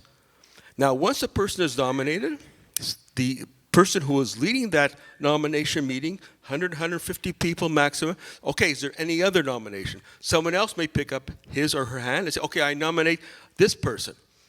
And giving reason, and it could go on up to 8. Say 3 people are nominated in this way. Then when the person heading this, well, okay, is there any more? No more? Okay, 3 have been nominated. Then how is it decided which of these 3 will be considered to be nominated from that area? A simple show of hands vote. I've seen this many times. People raise their hand for 1, 2, and 3. They count, and the person of the 3 who gets the most votes is considered to have been nominated from that area for elections to municipal assembly. Now, before I go on to the next step in terms of the elections, now during the nomination procedures, when I followed it in 2007, 2008, compared to 1997, 1998, I noticed that in some areas, not all, in some areas, the atmosphere, the determination was not quite as profound as it was a few years ago, but at the same time, it differs from one area to the other. And so in my conversation with Cuban experts on the question of elections, one person said, why do you think that, like, some people actually come there and give the impression, in some areas, they just want to get it over with and go back to their home and look at the soap operas. I'm not saying this happens everywhere, but it happens in some areas. And so when I speak to my Cuban colleagues, One said, for example, he thinks that one of the reasons is that in the course of the years, there's not enough education going on about the role of the delegate. What is the role of the delegate that people are supposed to vote for? He gives the example when there's a hurricane in an area, the television mainly focuses on the local Communist Party representative or someone else, but not necessarily on the role of the delegate, which is really important in this type of situation, the role of the local municipality. And other such examples of this are given with the goal to try to improve the atmosphere and get people increasingly interested to come to these nomination meetings. Now, once this nomination takes place, the same type of nomination meeting takes place in that same municipality, up to 8. So let's say after these meetings take place, there are 6 people nominated to be elected to the municipal assembly. It could be up to 8. Let's just say 6. Okay? Now, then once this is carried out, you have elections to the municipal assembly. Each municipality, each area has a right to vote for one out of these, say, 6 people who were nominated. And these are closed, secret ballot elections. People show up. I witnessed all of this several times. If their name has to be on the list, they're explained how to vote. They're given a ballot. They go vote behind closed door, and they actually have a choice. They could, first of all, they don't have to vote. Contrary to what is said, no one is forced to vote. You know, there's a lot of propaganda saying the Cubans, if they don't vote, they lose their job or whatever. You know, there's about 9% of the 9, sometimes 10% of the people don't vote. That means 10% of the population lost their job because they didn't vote. It's just part of the overall false information they try to propagate. You don't have to vote. They could show up and either cross out, spoil their ballot or blank. Or mainly vote for one of the 6 people. Cross out one of the 6.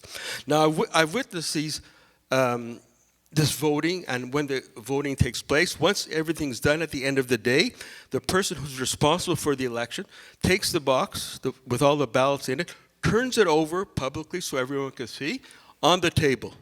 And then, you know how Cubans are with papers, they're very methodical and clear. They go through every single ballot very seriously in order to put, for each of the people nominated to see who will be the person nominated. Now, in terms of, I've seen ballot boxes ballots that have been rejected because they're not according to the rules. For example, I've seen one or two, where someone wrote draw a picture, a very positive picture of Che Guevara on the ballot box. This was eliminated as invalid because you can't, according to law, you have to choose one candidate, but you can't mark it up. And sent another person wrote in the name of Raul Castro. But in that municipality, Raul Castro is not a candidate. So there are several examples of this, but it shows how honest and transparent it is. They leave they could have said, well, the one who did the painting of Che Guevara should be counted as whatever, but it is not done that way. It's a formal thing, and no voting can take place unless it is done legally. At the end of the day, the votes are taken count, and the person who gets the most votes is considered to be the winner. But it's not that simple. Contrary to what is said about Cuban democracy, you have to get at least 50% of the votes to be elected to the municipal assembly. That is, out of these, say, 3 or 4 we're talking about, not one of the person, no one got more than 50% of the vote because it's divided among 3-4 people. So then you have a second step in the elections where they take the people, the nominees who got the 2 highest percentage of votes, and a second election takes place. Exactly the same way, but only the 2 who've had the most votes. The others have been eliminated. And I've seen several cases where even after that, they came up as a tie, and then only in the third time around did somebody actually win. So you have to be elected, or at least 50% of the vote, and then once that person is elected, the person is elected as the delegate for that municipality in the municipality. The one that I studied most is the Plaza de la Revolución municipality, composed of 109 delegates, but each delegate, and this is important to keep in mind compared to the base in the capitalist system, each delegate represents about 1,500 people or 2,000 people. It's a very compact base. Cuban democracy is based on a very compact constituency of just 1,500, 2,000 people. And this is important to keep the links between the delegate and a small compact community. But there's more to it. Just before I go into that, one of the most interesting experiences I had as a Canadian, coming from a capitalist country, watching these elections. I was living in the House at the time during the 1997-98 elections. And the person who I was living with, his family, he was actually a candidate for elections to the municipal assembly. So I was there in his living room and all that, expecting some kind of phone calls, lobbying going on or whatever. Coming from our system, we expect these type of things. And nothing of the sort took place. It was business as usual in the family. You know, how do people decide? The names and biographies of photos of each of these candidates are put on local marketplaces, schools, other public places, so people can consult them when they have time, on their free time. And there's no lobbying, there's no campaigning going on at all. They consult on their free time, and they decide based on their own consciousness, and also the knowledge of the people about these specific candidates. Because it is so compact, almost all of the candidates are known, for better or for worse, by the voters. And this is how they make their decision how to vote. Now, another important thing, we're talking about the importance of the Cuban system striving to keep very close ties between the elected and those people who vote. Now, the delegate we are talking about, once he or she is elected, it's done on a voluntary basis. They are not paid for it. They have to carry out their work as an elected delegate after the work hours, or if the person is a student, after their studies. It is a job that takes place after their work. And once he was elected, my colleague of mine, I was at his house, living there. And as a delegate, you know, in principle, they're supposed to have one meeting a week with their constituents. But when I was there, almost every day, someone from that area would be knocking on the door and saying to them, hey, we have this problem. You have to help us solve this problem. The private life has sort of gone to the winds, and they have to deal with these problems every day. So if someone asks me, well, you know, are there any privileges to being a delegate in Cuba? I said, it's hell.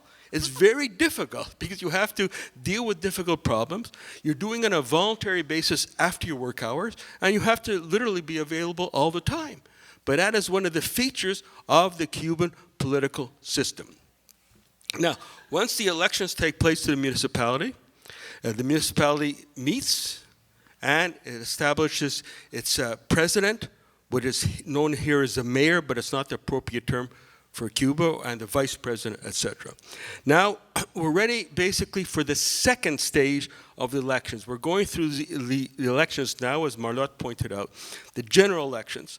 That is, for the municipal assembly, and later for the National Assembly. So you might ask, why are the two elections, local and national, why do they take place one after the other? The answer is simple. Well, it's not that simple, because there's no other country in the world that has this requirement that up to 50% of the elected deputies to Parliament have to come from among those delegates elected at the base in that very democratic, transparent, at grassroots level, which I just described.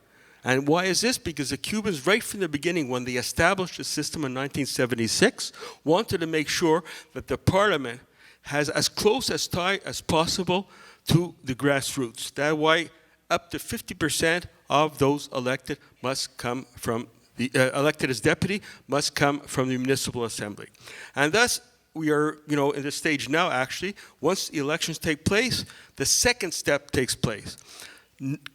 Elections there's provincial, but not to mix things up or make it more complicated, I'll just deal with the National Assembly, the deputies. The next step is for election to the deputies. How does that take place? Can Cubans meet, 100,000 at a time like they did on municipal level to nominate candidates to be elected as a deputy to the National Assembly? Doesn't make sense, impossible. But the Cubans have worked out, and what my view is, a very a brilliant form in which it is the mass organizations who meet. There's 6 mass organizations in Cuba.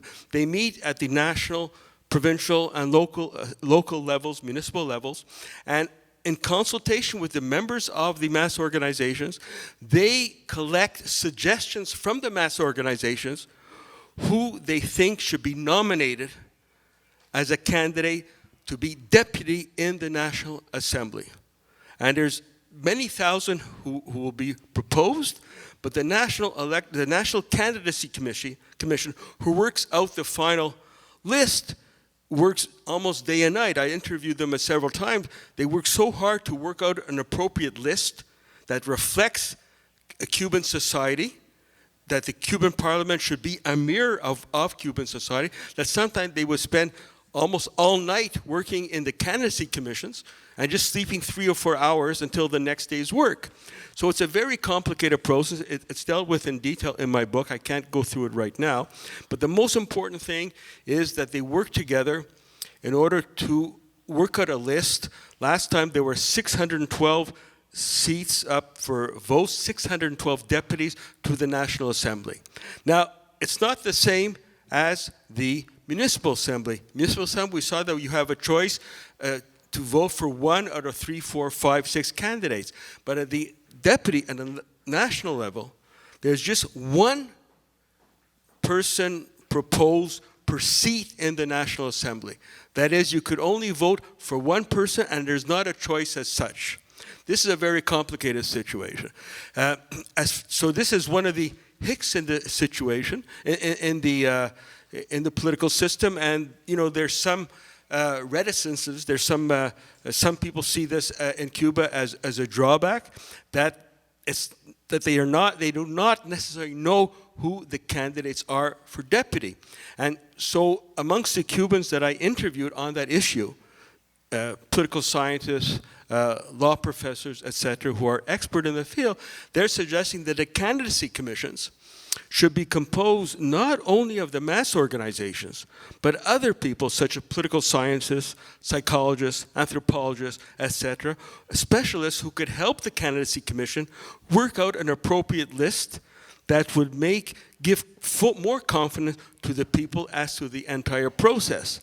And one person, a law professor at University of Havana, suggested that the people should have the right to propose to the candidacy commission directly who this citizen thinks should be proposed as a candidate to the National Assembly. So there's a lot of discussion going on with regards to how to improve the candidacy commissions, because it is so important that it has the confidence of the people, because when you come to vote, you could only vote for 1 of the people there. At the same time, in order to be elected, once again, you have to have 50% of the vote.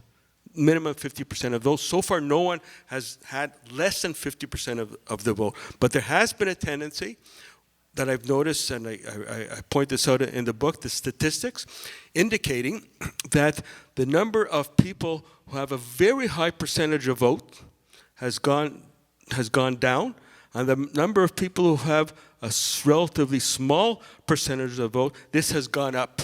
So you see there's some problems there.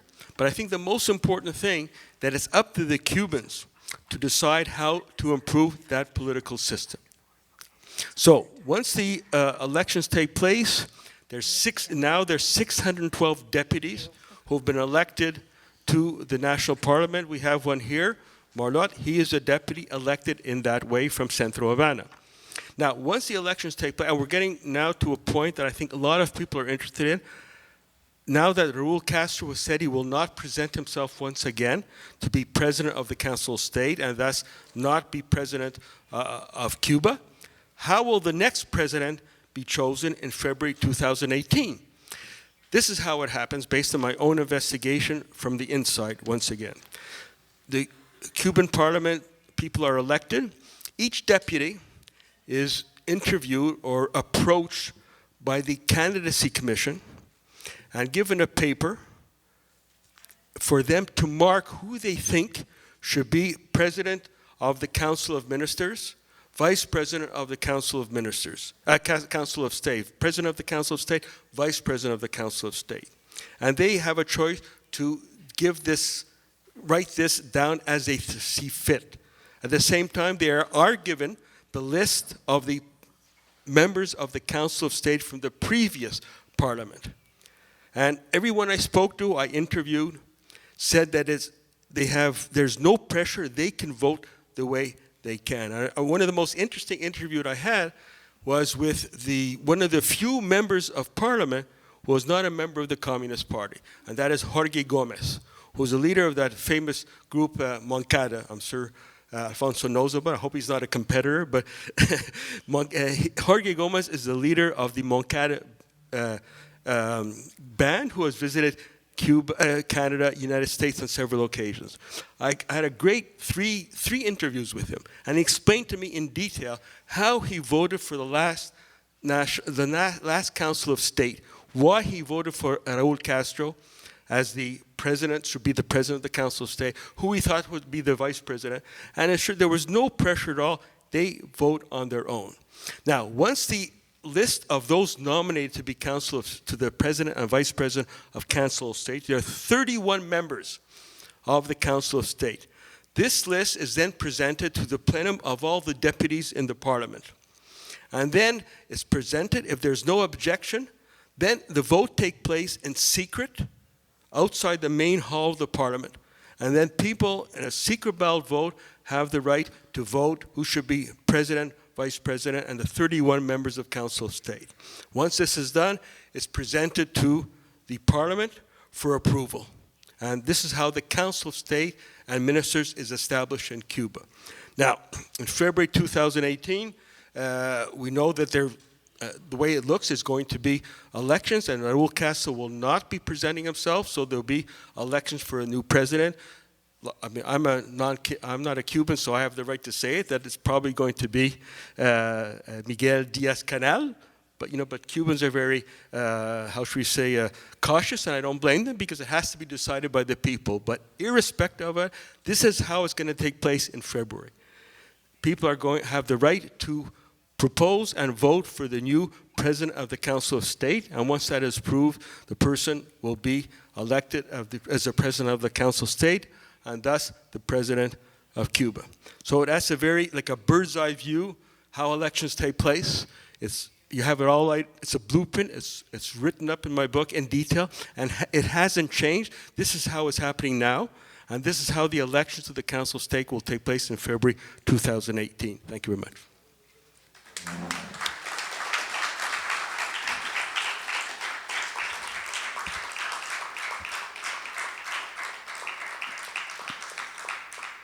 Thank you so much, Arnold. That was a great talk, illuminating.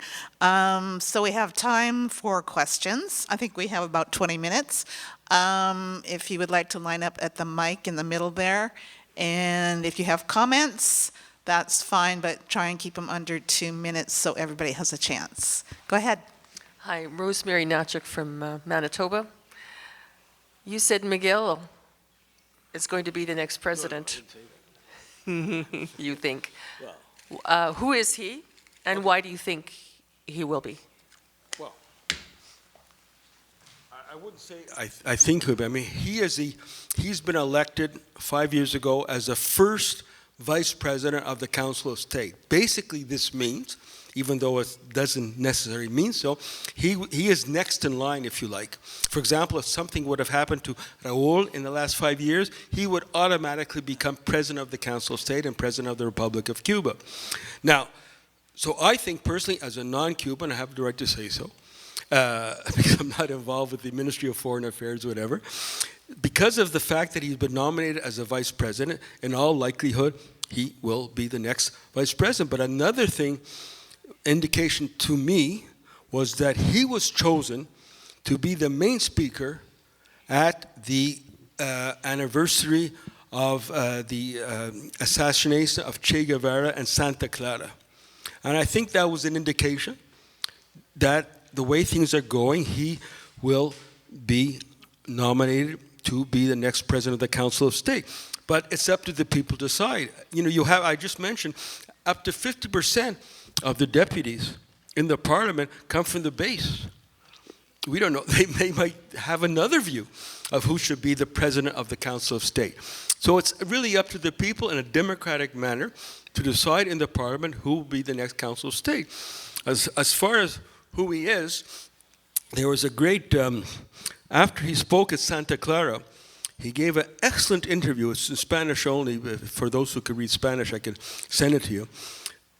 About his life. He narrates his life through the experience he had with Che Guevara in his hometown of Santa Clara, how he was a youngster of 4 or 5 years old, in a revolutionary family, a revolutionary humble family in Santa Clara.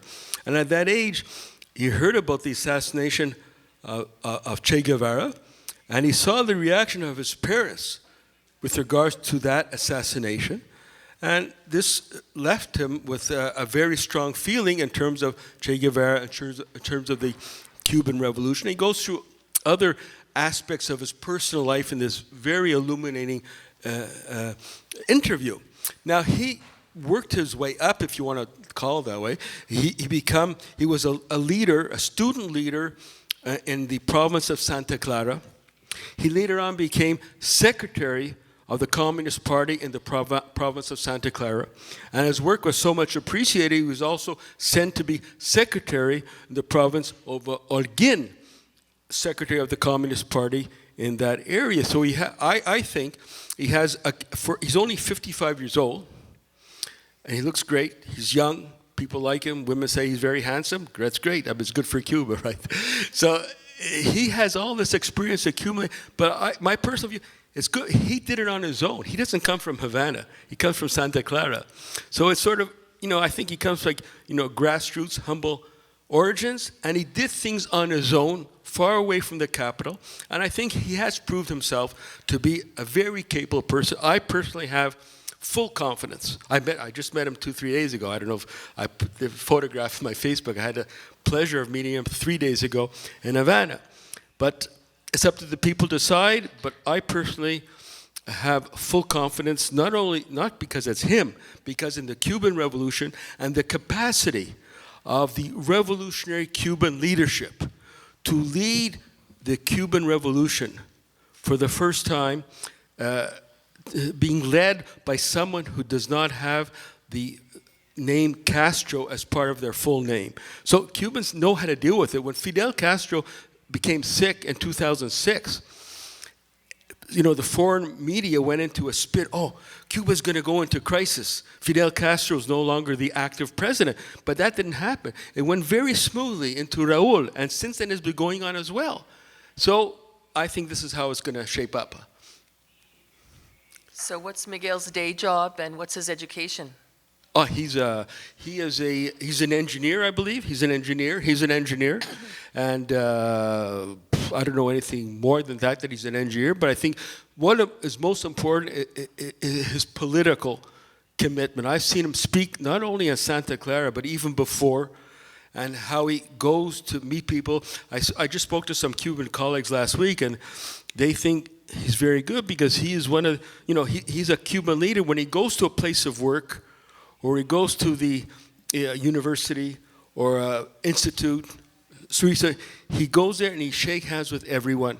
He meets with everybody. He has a very good way of interacting. I mean, it's part of the Cuban tradition. I mean, can you find a better communicator than Fidel? It's impossible to beat. But someone like him, he follows in the footsteps of the best in the Cuban tradition, I believe, of maintaining ties with the people. Very simple. When I met him 2-3 days ago, I was honored because the person who invited me to speak there just presented to me who he was, and I met him, and he's very affable and smiling and very sincere. I can't tell you anything more than that. Is that good enough, or yeah? Yeah, there's people behind you, so maybe Henry's you not could. lining up, but Yeah. one question. What's the role of the Communist Party in all this? Okay. What's the interaction? Good. I'm We glad wanted that you to asked know that. that in Do I discussions have time before. to deal with that? Yeah. Okay, good. So this is a complicated question. Now, as I mentioned before, when people are nominated for the municipal level or later on for the National Assembly, it is not required that you be member of the Communist Party. In fact, it is illegal, if you like, that someone uses their membership to try to get themselves elected to whatever. It is not a requirement at all. Now, at the same time, in the parliament, 97% of the deputies are members of the Communist Party or the Communist Youth League. So I spoke with Gomez, this deputy who is not a member of the party, and he said this is perfectly normal. He had a very good view on this, because to be a member of the Communist Party, you are proposed at the place of work or in university. It's not a community thing. So people at the place of work would vote for someone to be a member of the Communist Party in that place of work. Now, the fact that the person later becomes a deputy, it has nothing to do with the fact that he's a member of the party coming out of the workplace. It's entirely different. Now, at the same time, one has to be real. Now, if you look at the Cuban Constitution, it says very clearly that the leading force in Cuba is the Communist Party of Cuba. The leading ideology is Marxism-Leninism, and Marty's thinking. At the same time, the same Constitution says it is a people who are sovereign. Now, is this a contradiction? I don't believe so. It is normal and very good that the Communist Party of Cuba is the leading political force in Cuba. At the same time, it is the people are sovereign. So you have to look at it as sort of a dialectical way. The party leads, but it cannot replace people deciding on their own who should be elected at the municipal or who should be elected at the National Assembly. It's entirely two different things. I personally, I have no problem with that. Like in terms of, people asked a similar question when I was at a forum in New York with regards to what they call it, one-party state. Like, I don't like the thing one-party state. For me, the most important thing that if the party in a country such as the Communist Party of Cuba, in Cuba, if that party is dedicated to making sure that it is a people who are sovereign, then that's the important thing, not that there's one party. And that is what the Communist Party of Cuba does. For example, I was invited also last week to speak to the party school in Havana, who trains people to be leaders at mass organizations and in parties. And this is the feeling that I came up with, that the Communist Party of Cuba members, their concern is to make sure it is the people who are sovereign, not to make sure that the party dictates over the people. Now, if you look at all of the work of Fidel Castro, he's always dedicated to making sure the people are sovereign. People have to participate, in the elections, in the day-to-day work and all that. Like the best example, Marlot spoke about it briefly. The Communist Party of Cuba is supposed to be dictatorial and all that. But it was the Communist Party of Cuba, headed by Raúl Castro, who in 2006 began this process of change. And how did he do it? He said, okay, we know there are economic problems, there are social problems in Cuba. Well, the only way to solve that is to go to the people. And then, after his July 2006 speech in Camagüey, there were massive meetings throughout Cuba to discuss. People openly had the right to say, okay, I think this thing is wrong, the issue of housing is wrong, this, we have to deal with that. And that's what they did throughout the country for 2 or 3 months. Now, the results of all these consultations were accumulated by the Communist Party of Cuba, and about 1.5 years later, they actually worked out the guidelines, which Marlo talked about, the guidelines for the social and economic change. They based that on the input from the people, spontaneous input from the people at the local level. And it went on to the party Congress and became the main orientation for the change we're going on now. So the Communist Party, we see through this example, it leads, but it doesn't replace the sovereignty of the people, who are the ones who decide. For example, in these new guidelines that were worked out a couple of years ago, it's not very well known, but when it was firstly presented to the people, there was nothing. We've heard a lot about the people's right to buy and sell houses, buy and sell cars, etc. When the initial guidelines were worked out, those two elements were not there.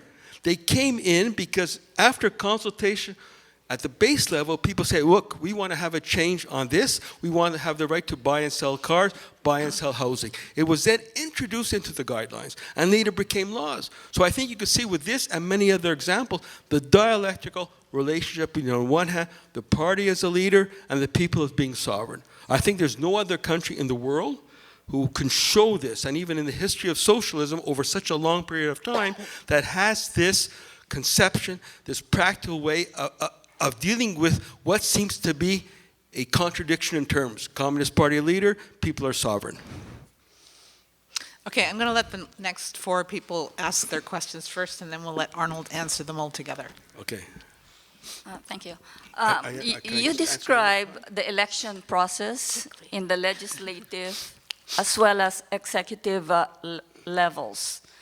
Now, I was just wondering if the election process is the same for the judicial level, and whether it is the appointment of judicial people are also based on consultation with the local population level.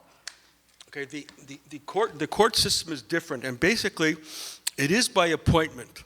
It's not like the deputy, it is by appointment, but in consultation with people in that realm of interest, in the realm who work in law, in the judicial branch of the government.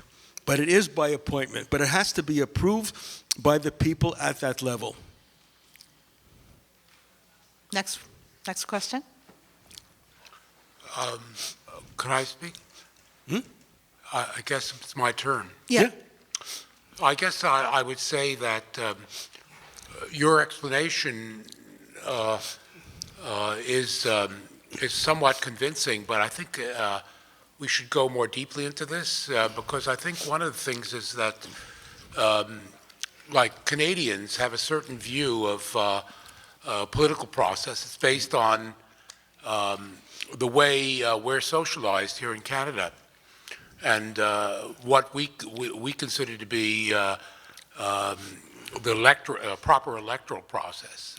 And if you're going to describe the Cuban political process, I think you have to take into account the perception of things in terms of the Canadian consciousness. And I would say one thing is that Canadians, they see elections in terms of a competition, that there should be a multiplicity of parties. So you have to address that question.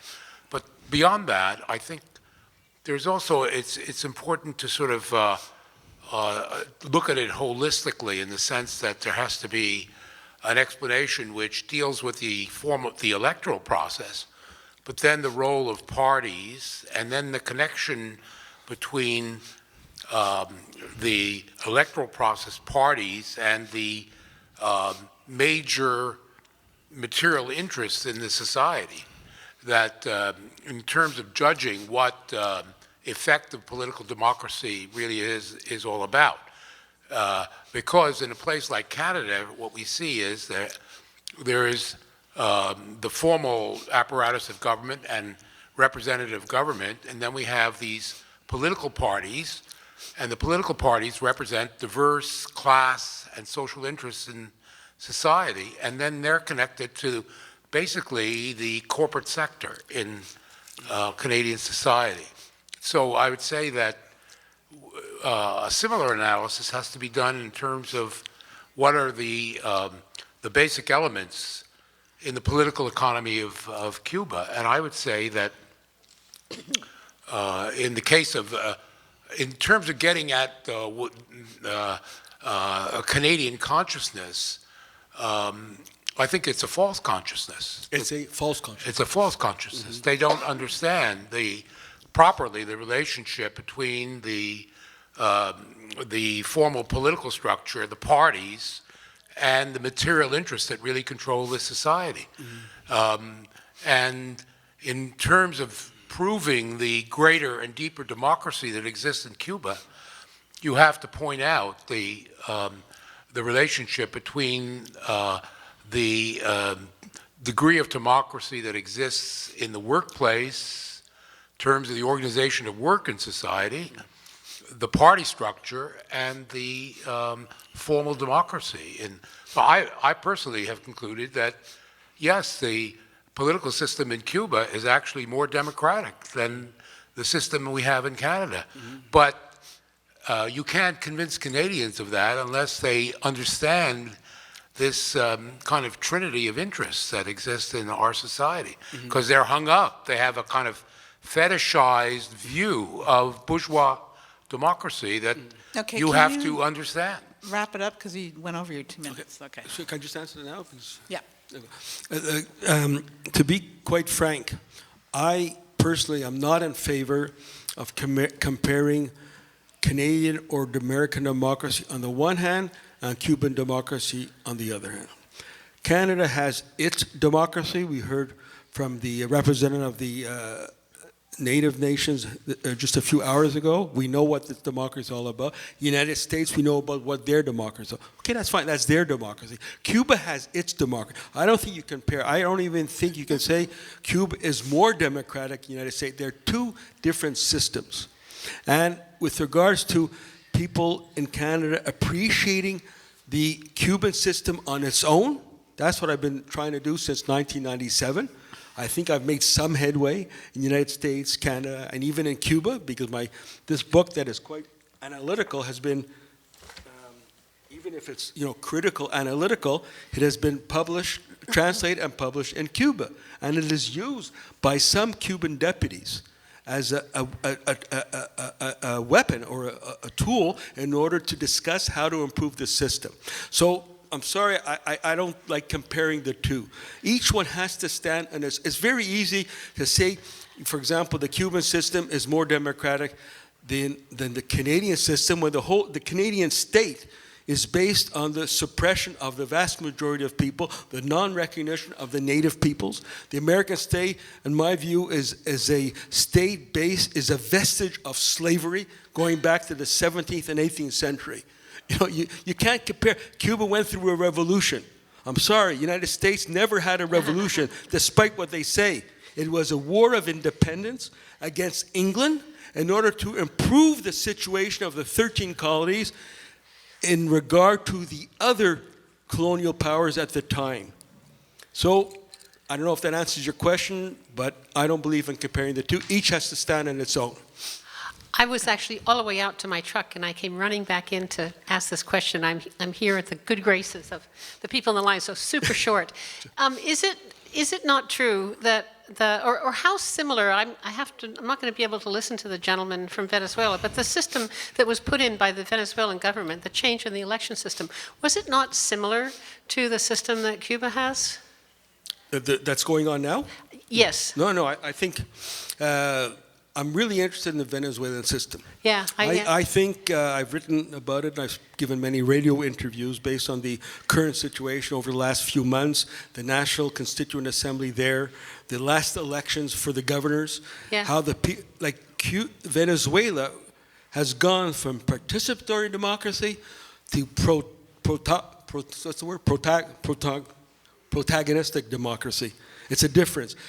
If the participatory democracy has become sort of a fad, it's applied to everything. When an American congressperson meets with their constituents in the United States, this is participatory democracy. They're participating together. The same thing is said with others, but it's different. Protagonistic means that the people believe and act that this is their revolution. That's a different thing. That is their revolution. They are participating in it. Remember when Chavez passed away? Everyone said, "Yo soy Chavez." And since then, it's been the same in Venezuela. People have taken this up as their revolution. If it was not this protagonistic revolution, participation in Venezuela, the Venezuelan government would have been defeated a long time ago or several years ago. It is the 8 million or more Venezuelan revolutionaries, conscious revolutionaries, who defended the Bolivarian Revolution and its democracy. That is why it is, I think, a model for the world, but Cuba has its own type of participatory democracy, but I don't think it's protagonistic democracy. Okay, thank you so much. Yeah?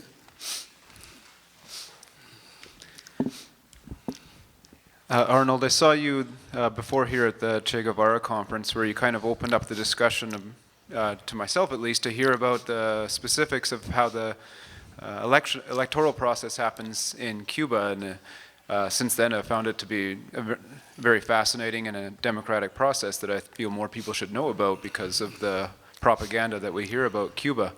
I've discussed that at the workplace as well on the construction site with people, and when I talk about how there's no real political campaigning beforehand, no advertisements, you can't come from another town to propagate yourself, everyone's response here in Canada is, that sounds pretty good. Right. That I actually haven't met anyone who says, that sounds like a bad system. And I say, that's how they do it in Cuba. Exactly. And people are surprised. And some people are right-wing, and they say, that sounds like a pretty good. I like that. Right. And I think that, I know you said it's difficult to compare Canada and the United States to Cuba, but I think that there's some... I don't like to do it. Right, yeah. I think there's something, though, from your talk that we all could learn about how they do it in Cuba and not apply it, but learn from those perspectives and those experiences to make a better process in other places. Thank you.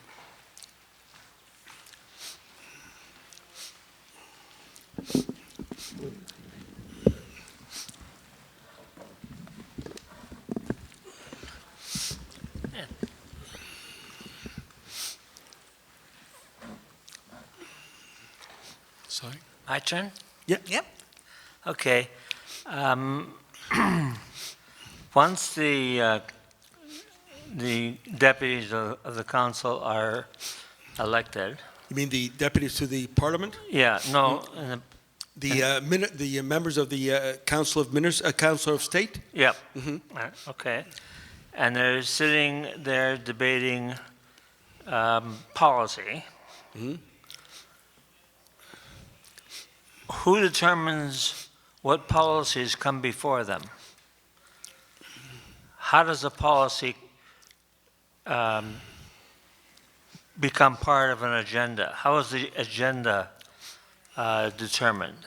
And similarly, once the agenda is determined and a policy is put before them, is it possible for individual deputies to come together as a group and caucus to say this is how we would like to vote on this issue, and another group decide, no, this is the way we, or is there any way in the structure for that kind of discussion to occur among the deputies? Well, first, I attended several sessions of the standing committees of the parliament that work out laws before they go to the parliament. So there's a whole process of discussion and consultation before laws are presented to the parliament. That's one thing. For example, the important law with regards to Social Security. I followed that whole process several years ago. And the workers at the workplace were consulted thoroughly throughout the island. And they came out with a new Social Security law. Now, once it was adopted, even then, it went to the Standing Committee of the Parliament, which is composed of the deputies who are, for example, the Economic Commission or the Judicial Commission. They discuss it. I attended these standing committees meeting. It was quite impressive. When you thought everything was done, it's all over with, on the Social Security, I said 10-1 when someone said, wait a second, I'm not ready yet. We have to include self-employed workers as a new social form, economic form in Cuba, as part of the Social Security program. And that was amended, once again, just before going to Parliament. So you have this whole process going. Now it's important, I mentioned the Council of State. The Council of State is elected, it's responsible to the Parliament. The Council of State only exists when the Parliament is not in session. It's part of the Parliament, it has to respond to the Parliament. And so when laws go to the National Assembly, they are discussed thoroughly. I've been there. When I'm not there, I watch it from my home in Montreal because I have access to Cuban satellite TV. And I think Marnot mentioned that. If there's any country in the world where people like to debate and give their view, irrespective of what everyone thinks, contrary to the U.S. propaganda, it's Cuba. No one can tell a Cuban how to think or how to vote. They decide on their own. That is a feature of the system going all the way back to Jose Marti in the second half of the 19th century. So debates take place in the National Assembly. People give their view. Sometimes they're contradictory. People give their view. Debate takes place for several hours, and then a show of hands vote takes place. And aside from one exception, all the votes are unanimous. So of course, CNN and Globe and Mail and all, Cuba's, it's unanimous, they have to vote. But this, like the Social Security law, which was voted unanimously, this follows a process of a couple of years in which people were consulted at the grassroots level, at all levels, about that law. It came from the grassroots. In fact, it was actually proposed by the trade unions. I'll give you another example. I don't know, is Wendy still here, interested in farmers? The farmers, the small farmers union, 10 years ago, proposed a new law on farming cooperatives. It came from the union because in the Cuban Constitution, the unions have the right to propose new legislation, and that is what they did. It went through a whole process of consultation until they came up with a new law on farm co-ops, and it was discussed and adopted in the National Assembly. So these are how things take place. There's full discussion, there's no doubt about it. There's debate and voting. At the end of the line, it's unanimous because that is part of the Cuban conception of unanimity, going back to Jose Marti. Cubans do not want to give up on that question of unity. They work so that it becomes consent. If a law does not seem to be able to get full consensus, it won't go to Parliament. It'll be on the back burner, or it'll go back for discussion, amended and changed, until there's a definite feeling that everyone in Parliament will vote for it. You could say that that's bad. I think it's good. I mean, why would you want to fracture the Cuban Parliament when you could have unanimity, as long as it comes from a process of consultation? And in Cuba, it does happen that way. I'm not saying it's perfect. I'm not saying there's no room for improvement, but it's up to the Cubans to improve the way things are operating now. I don't know if that answers your question or gets to it. Thanks. It Very does? good. You're sure? I mean, don't be shy. I mean, No. get back at me if I'm No, not. that's fine. Thank you. Okay. I remember I was following the Social Security law in Cuba. I don't like to, compare Canada with Cuba, but I have to, from time to time, to make a point. I was following the Social Security law in Cuba in detail for over 2 years, okay? Then I come home to Canada, and I get a letter from the Parliament or whatever saying there's a new Social Security law that cuts you back such, where did this come from? Where were the people consulted? We have no idea where it came from. This is supposed to be a democracy. It's actually a form of dictatorial imposition of the laws that are in conformity with the elite in Canada. The same thing can be said in the United States. It's even more obvious in the United States of America. Thank you so much for all your questions. I think we're out of time for questions now. And if Arnold, would you like to say a few final words? Well, I'll just say one final word. It's not about my talk. It's not about democracy in Cuba. When Tamara sent me an email, we're emailing back and forth a couple of weeks ago in terms of who's being invited coming from Cuba. And she emailed me saying that we have Marlotti coming from UNIAC. I said, you can't do any better than that. I mean, if she's here, I said, that's great. Why is that? Because as you know, I am very concerned for a long time with regards to the US-led cultural aggression against Cuba's socialist country. It's not new. It goes all the way back from 1959 to date. This cultural war to try to subvert Cuban socialist culture and replace it by the market economy, capitalism, or the multi-party system. Now, from Jose Marti to Fidel, they all have said that culture is escudo, the shield of Cuba, the shield of Cuba's socialism. This is true. Now, since 1959, Miguel Barnet, or the cultural war has been going on since 1959, almost right from the beginning, Miguel Barnet, who's the president of UNIAC, he has been a major shield in defense of Cuba's socialist culture. You cannot get a better personality to represent and defend Cuba's socialist country against U.S. aggression. That's why I think it is a great honor for us to have here his first vice president, and through him, I'd like to wish the best of health to Miguel Barnet and all the other members of the UNIAC. Thank you very much.